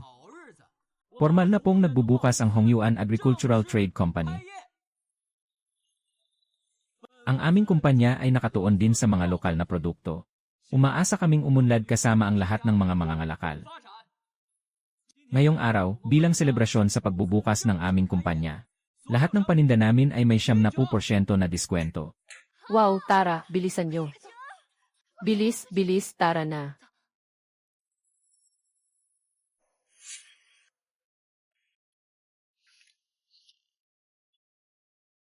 Aba, Lenny, matagal-tagal din tayong hindi nagkita. Umasenso ka na nagtayo ka pa ng maliit na kumpanya. Kaso, malas mo lang. Magkatabi lang tayo. Lenny, inapi mo ako kaya maghintay ka na lang na bumagsak ang kumpanya mo. Sinasadyan nyo ito. Ano naman ngayon? Mayaman kami Kailangan kong bawiin ang dangal ko. Linye, kinalaban mo ako. Kaya ito ang babagsakan mo. Tingnan na lang natin.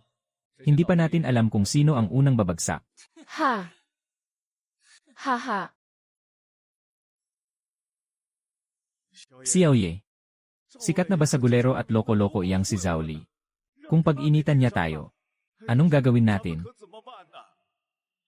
Kapitan, huwag po kayong matakot. Wala silang magagawa sa atin, huwag po kayong mag-alala.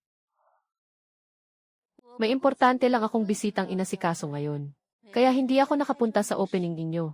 Hindi ko inakalang ang taang si Zhao. At ang pamilya niya ay maghahanap ng gulo rito. Sinasadya ni Zhaoli na kalabanin tayo. Anong gagawin natin sa kanya ngayon? Kung hindi, huwag nila tayong sisisihin kung maging malupit tayo. Mukhang may naisip na kayong plano, Ate Wu. Si Aoye, gusto mo bang tulungan kitang makabawi sa kanila? Sabihin niyo po, paano ako tutulong? Diyos ko, ate, napakagaling mo pala magtago ng sikreto. Ang husay mo po.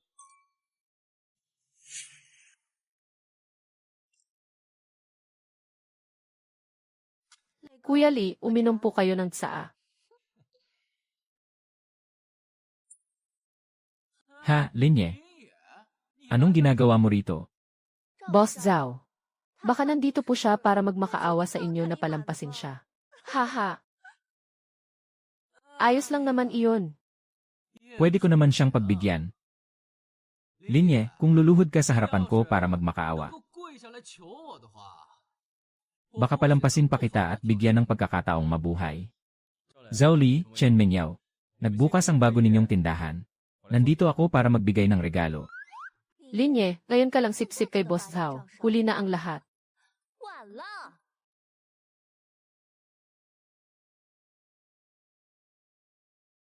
Mga pulis, tamang-tama ang pagdating ninyo. Ang lalaking ito ay gumagawa ng gulo. Palabasin niyo siya rito. Sino si Zhaoli? Ako po. Anong ginagawa ninyo? Ikaw ay inaakusahan ng pananakit. Sandali, hinuhuli niyo ako. Alam niyo ba kung sino ang papa ko? Sino ka ba? Mga bulag ba kayo? Ang papa ko ay ang pinakamayaman sa bayan, si Zhao Tianhao, ako.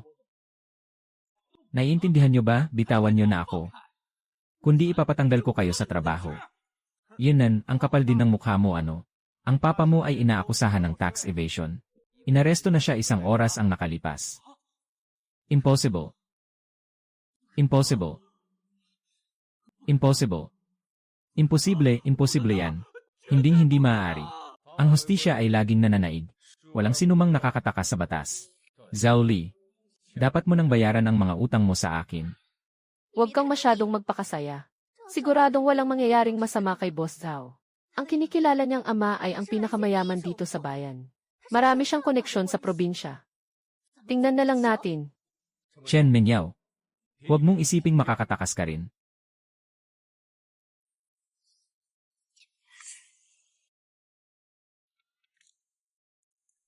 Napakaabala niyo talaga, Ate Wu. Sa wakas, nagkaroon din kayo ng oras na bisitahin ang kumpanya ko. Ikaw talaga, wala kang utang na loob. Nitong mga nakaraang araw, para lang pabagsakin ang pamilya Zhao. Nagkanda-ugaga ako sa pag-asikaso. Tapos ngayon, binibiro mo pa ako. Para po sa Pangulo ng Chamber of Commerce ng probinsya ng Nan. Hindi ba't napakaliit na bagay lang nito? Kahit gaano pa ako kagaling, kailangan ko pa rin ng ebidensya. Kundi, paano natin mapapabagsak ang ama-amahan niya? Maraming salamat sa pagod ninyo, Ate Wu. Ipaghahanda ko po kayo ng gamot pampalakas. Mabuti naman at may konsensya ka. Pero sa pagpapabagsak sa pamilya Zhao, malaki rin ang naitulong ni Kuya Zhang mo. Tumulong din si Alkalde. Matagal nang inis si Kuya Zhang mo kay Zhao Li. At lalong-lalo na sa tuso niyang ama-amahan na si Zhao Tianhao. Wala lang talaga silang pagkakataon na mapabagsak siya. Ngayon, para lang kalabanin ka ni Zhao Li. Nagkamali siya at nag-iwan ng butas. Kaya nakuha ko ang pagkakataong ito. Napakagandang balita niyan. Napakaganda talaga. Hindi ko lang alam kung ilang taon silang makukulong. Kaya nga ako nandito para pag-usapan natin yan. Kumuha pa ako ng pinakamagaling na grupo ng mga abogado. Para siguraduhin ang dalawang hayop na umapi sa'yo ay hindi na makakalabas pa ng kulungan. Maraming salamat, Ate Wu. Itinuturing na kitang tunay na kapatid. Si Yaoye, nakaluhod si Chen Mingyao sa labas at ayaw tumayo.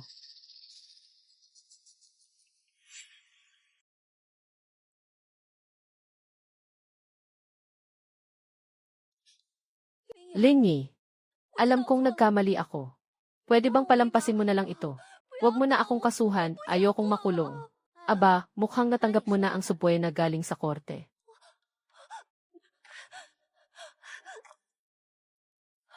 Si Yaoye, nagmamakaawa ako sa'yo, palampasin mo na ito. Mahal na mahal kita. Chen Mingyao, huwag mo nga akong diringin. Dahil sa'yo kaya ako nakulong ng walang kasalanan sa loob ng 2 taon. Panahon na para matikman mo rin ang impyerno sa loob ng kulungan. Tama, maghintay ka na lang na mabulok dyan sa kulungan.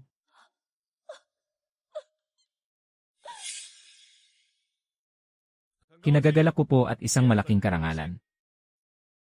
Na maging saksi sa pag-isang dibdib ni na Linye at Suxiaoran ngayon. Si Linye ay nagtayo ng negosyo sa kanyang bayan. At pinaunlad ang ekonomiya rito. Isinabuhay niya ang pananaw na umunlad para sa ikaunlad ng iba. Upang sabay-sabay makamit ang maginhawang buhay. Ito ang tunay na halimbawa ng responsibilidad at paninindigan. Sa huli, binabati ko ang bagong kasal ng maligayang pagsasama. At pag-ibig na walang hanggan.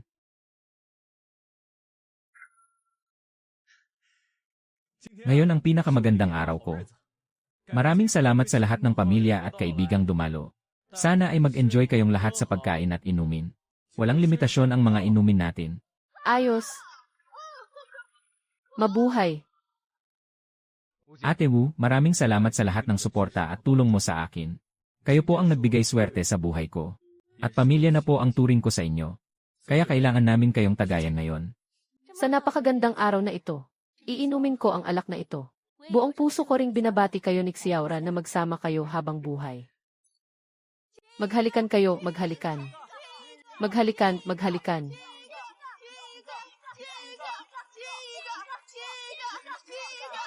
Maghalikan, maghalikan,